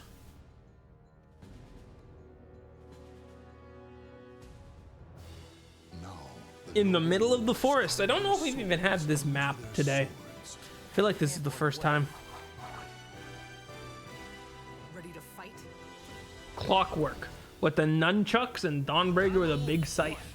The holy scythe. Clockwork blocks and gets pulled in by the scythe of Dawnbreaker. There's those battery assault rapid strikes coming out. Dawnbreaker, though, managed to get a big swing. Clockwork hits so hard with these nunchucks in rapid fire succession. He just needs to close the gap, but they're both evening themselves out in health. One more big hit from either of them. I thought Clockwork had it there. Dawnbreaker's looking for that one more bit of chip damage. Either of them need it. Dawnbreaker pulls out the round 1 victory. Victory goes to the last one standing.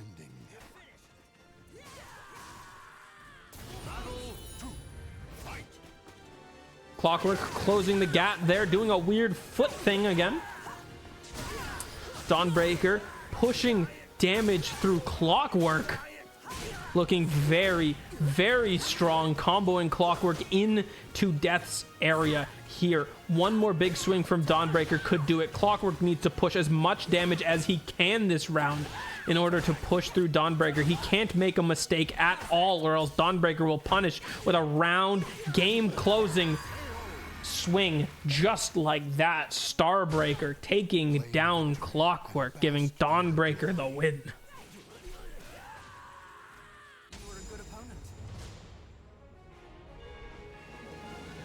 Dawnbreaker looking fierce this tournament.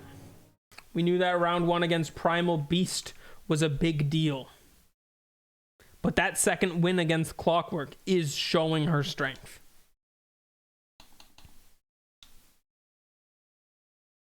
It started off that she was just another cog in the tournament, and now she could be a favorite to take the whole thing. But we need to know who she's fighting. Faceless Void or Death Prophet.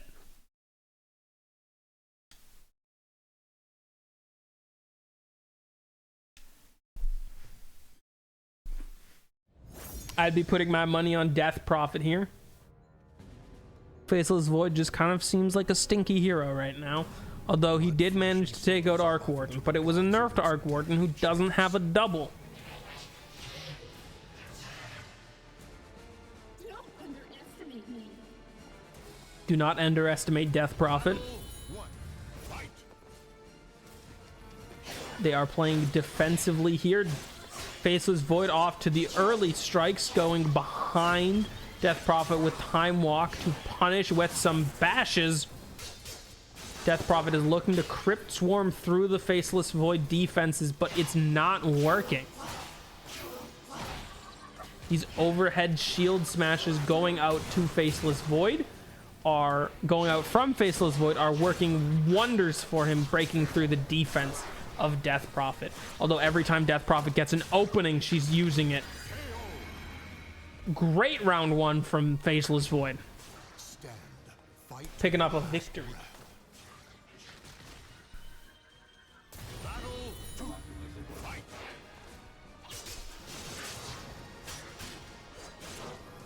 Death Prophet trying to get momentum for the first time this combat, blocking and dodging what Faceless Void is throwing out. Once she starts putting this damage in, he can't time walk it away. Although Faceless Void only needs to win the one more round, he's looking so dominant. Death Prophet's kind of making some mistakes here. You can't afford to make mistakes when you're down a round. She's keeping as much momentum as possible. That could have been a ring out in a different position. Although she gets the exorcism off, is the damage pushed going to be enough to kill Faceless Void here? You can only hope if you're Death Prophet. Not even close. It sort of evens it out here, but really it only takes 1 or 2 more big hits from either of them to secure the round. Who's it gonna be? Death Prophet. You are very glad of your Death Prophet evening this out and proving you can take a round off of it. This is where you start getting into the Faceless Void's head, because they know they can lose now. This is when the pressure's really on. Going for the exorcism again, but it's dodged for a Chronosphere. Whatever the special move is just their ultimate, even if it's not fitting.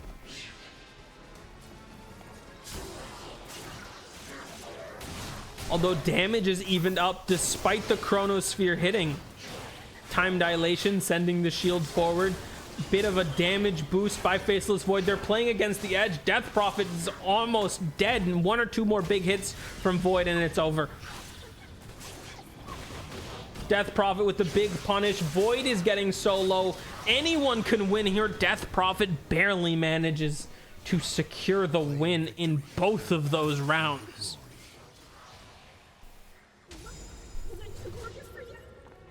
A difficult win, but a win nonetheless by Death Prophet.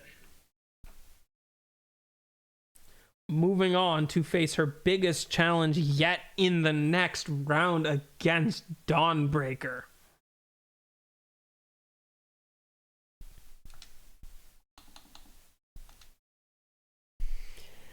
Beastmaster will take on Slardar in a battle of who will save us.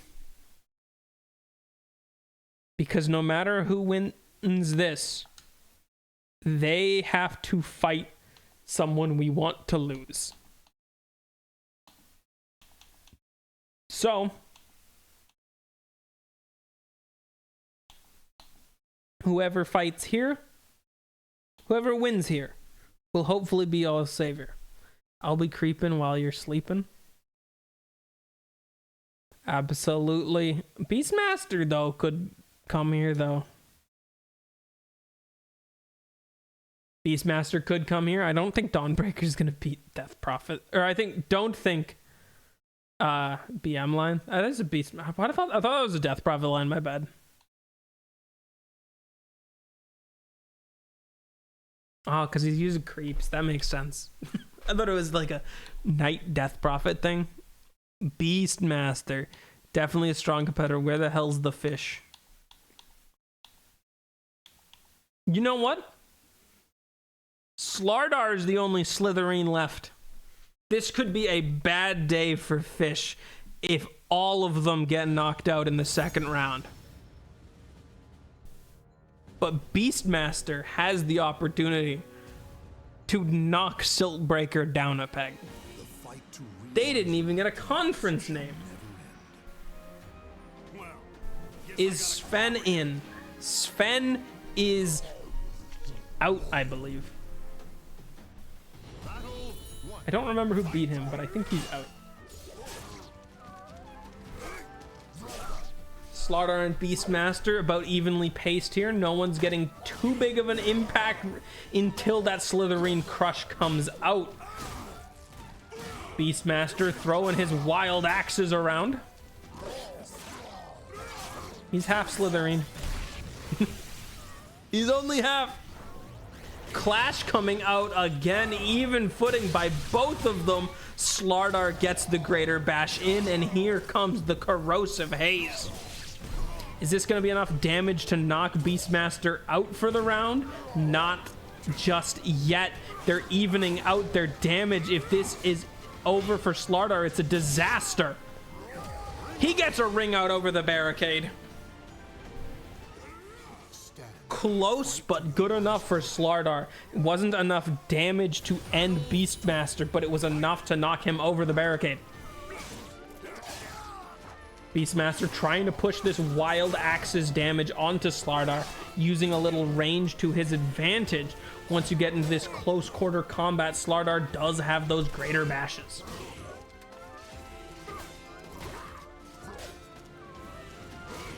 Trying to push Slardar to the edge, but you can ring out if you knock him over the barricade, but that's really difficult for Beastmaster to try to count on. He attempted it there, just short on the distance, though. Slardar looking dominant. This is a really close match for both of them, and Beastmaster gets eliminated in a 2-0 loss. The Slytherin remain.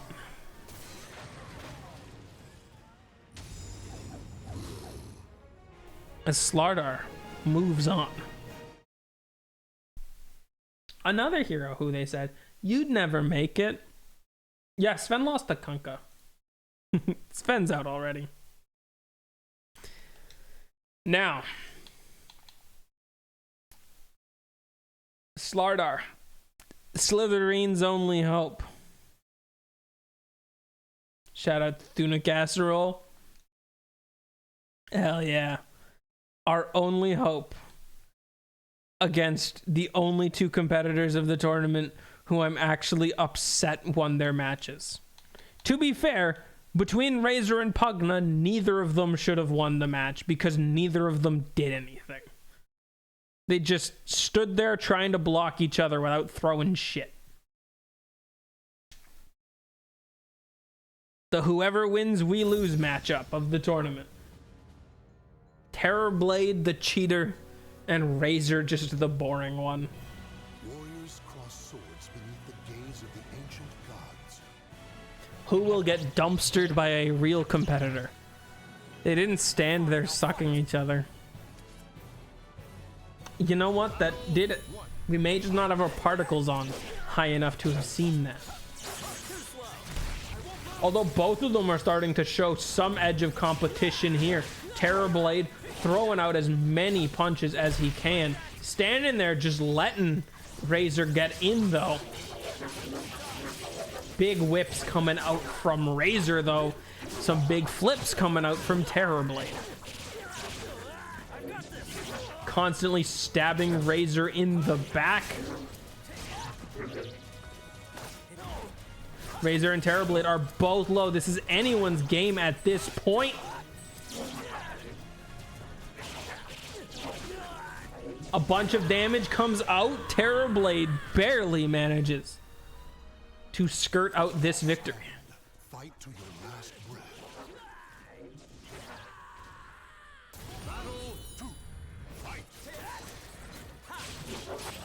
The whips coming out by Razor, playing at a range with his Arcana whip sword. The only fighter in the tournament to be getting an Arcana. Terrorblade's going for that cheeky ring out again.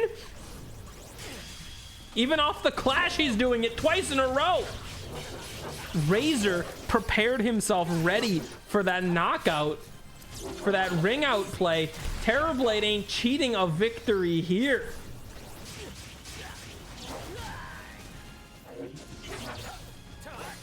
He does sidestep that sword, narrowing Razor's HP down. He's pushing Razor to the edge. There's the edge. There's the edge coming out. The plasma field gets dodged by Terrorblade. Barely. Razor wins and gets the BM ring out on Terrorblade. As the time moves to dawn, Terrorblade instantly runs for Metamorphosis boost here. Is this damage boost going to be enough? He's not getting anything on Razor with the Metamorphosis boost, though. Razor blocked everything. And comes out on top in the clash.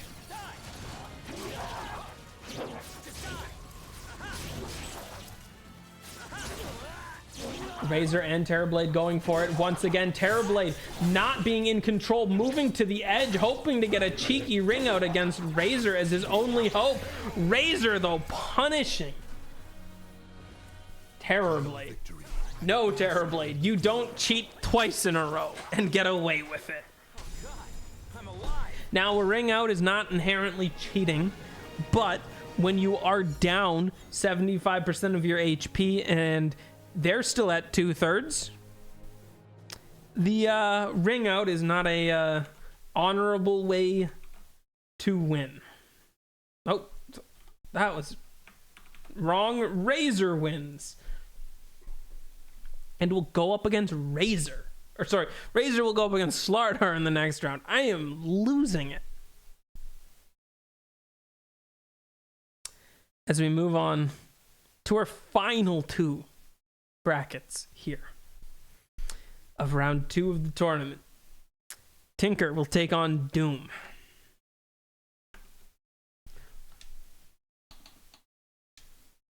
Tinker, surprisingly, a very well fought matchup against Clinks. And Doom, a very heartbreaking victory over Murana.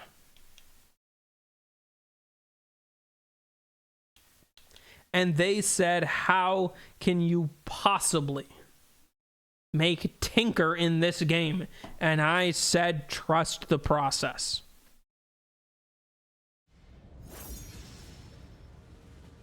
as Tinker takes on Doom. A history of conflict repeats itself at this old sea keep. In the Witcher castle.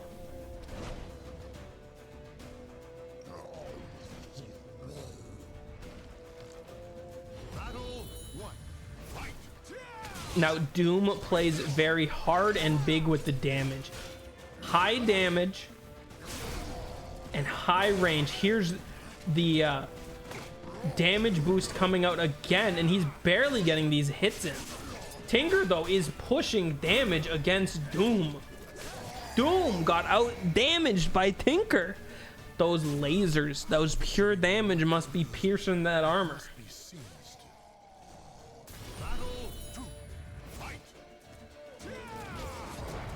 Absolutely punished there as Tinker whiffs his shot, giving Doom the advantage. The damage boost is up on Doom, but Doom is keep trying to guard impact, and Tinker's not falling for it. Doom is trying to outsmart the intelligence hero. He's trying to outsmart Gordon Freeman. He can outmuscle Gordon Freeman, and that's what he's starting to do here. He just needs like one more hit to take it home. There we go. These massive swings that take up half of the screen is what make heroes like Doom and Tiny have been so formidable. Doom sidestepping that Tinker play that we've seen him do at the beginning of each round.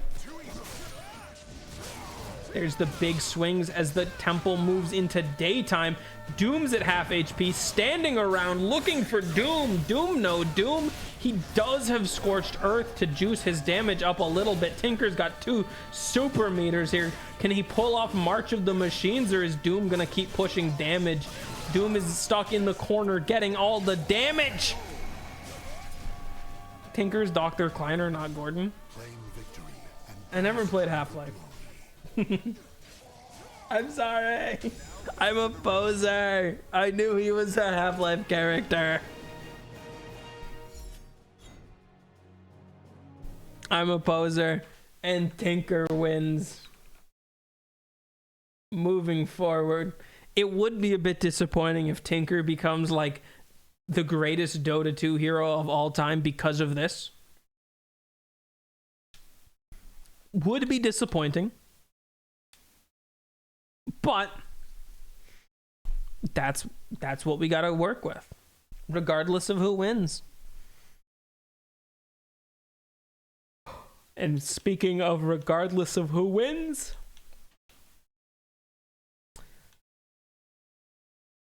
we will have Kunkka versus Gyrocopter. It would be good for nothing to say, but like, really, Tinker? We hate Tinker. Kunkka will take on Gyrocopter. Kunkka with a close victory over Sven, and Gyrocopter, who is made out with Bloodseeker in round 1.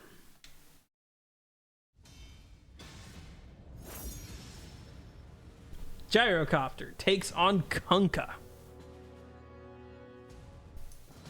now the noble wolves carve their souls into their swords. He's usually so irrelevant it doesn't matter.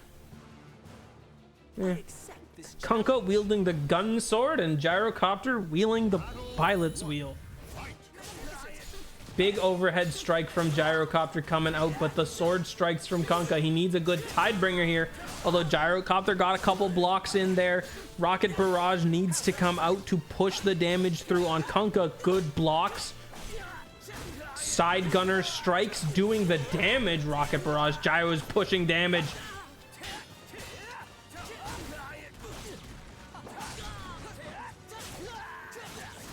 Gyrocopter, clean round 1. That's what you want to see out of our zesty boy. Swing those hips, you Eggman looking bitch. Gyrocopter throwing everything but getting sidestepped by Kunkka.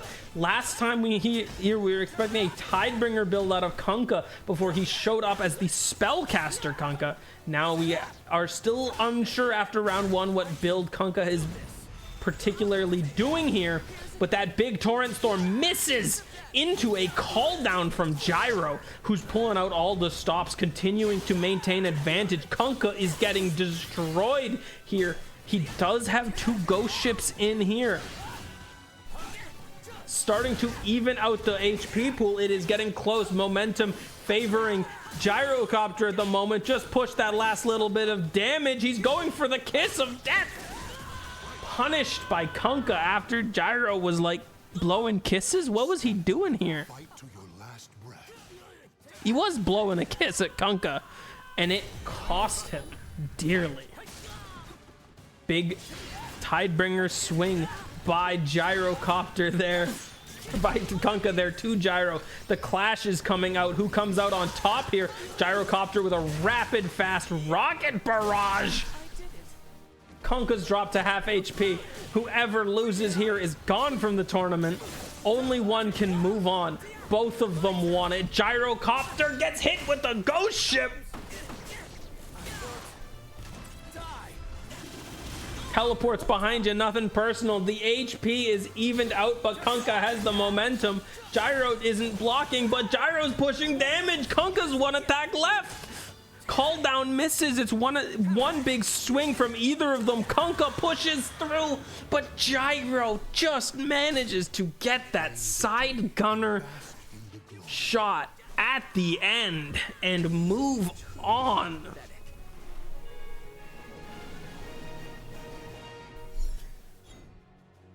Gyro victorious again, and will take on Tinker in the next round. As we quickly recap the Crownfall Conference,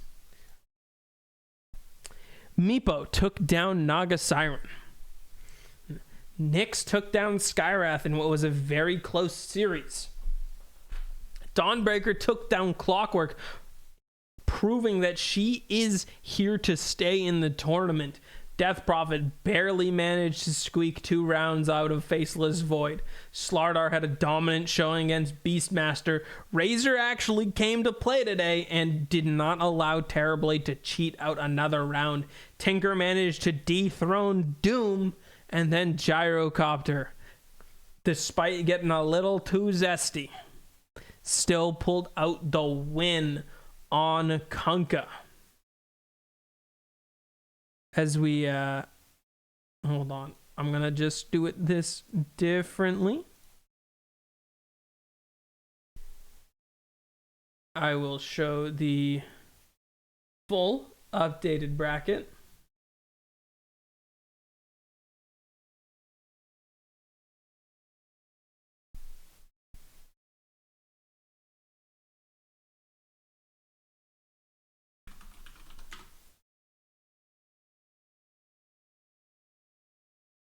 The current bracket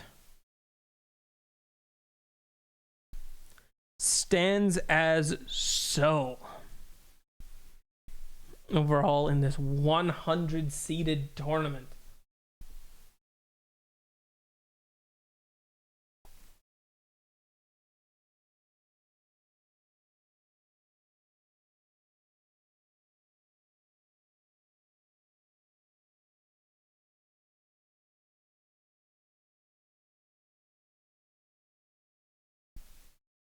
okay, so that is going to be it for today. As we have gone through the entire second round, we will finish the tournament completely tomorrow, Sunday, starting at 8 p.m. as planned. Basically, we are going to go through the next rounds, which... Okay, we have like one more round before the quarterfinals, and then the semis and the finals. So we're doing 3 rounds next. Yeah, we're going to do the final 3 rounds tomorrow, just in time for me to cue some Dotes. Love it. Just in time for me to cue some Dota today, but I'm not going to stream. I'm just kind of going to play.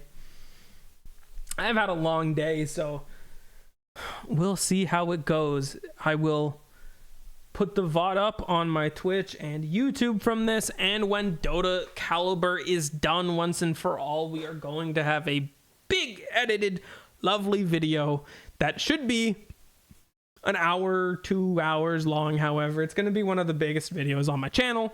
So I have my YouTube channel where I like to post dumber Dota stuff, and this is kind of the intention for that. We'll have a big summary recap telling the stories and the through lines. Once we make it to the end here, we may start being able to maybe have some sort of prediction pool here so far. Maybe we start up a bracket poll in the Discord, but it's only one day, so we'll see if anyone makes their calls on who's winning the tournament. Anyway, peace out until next time.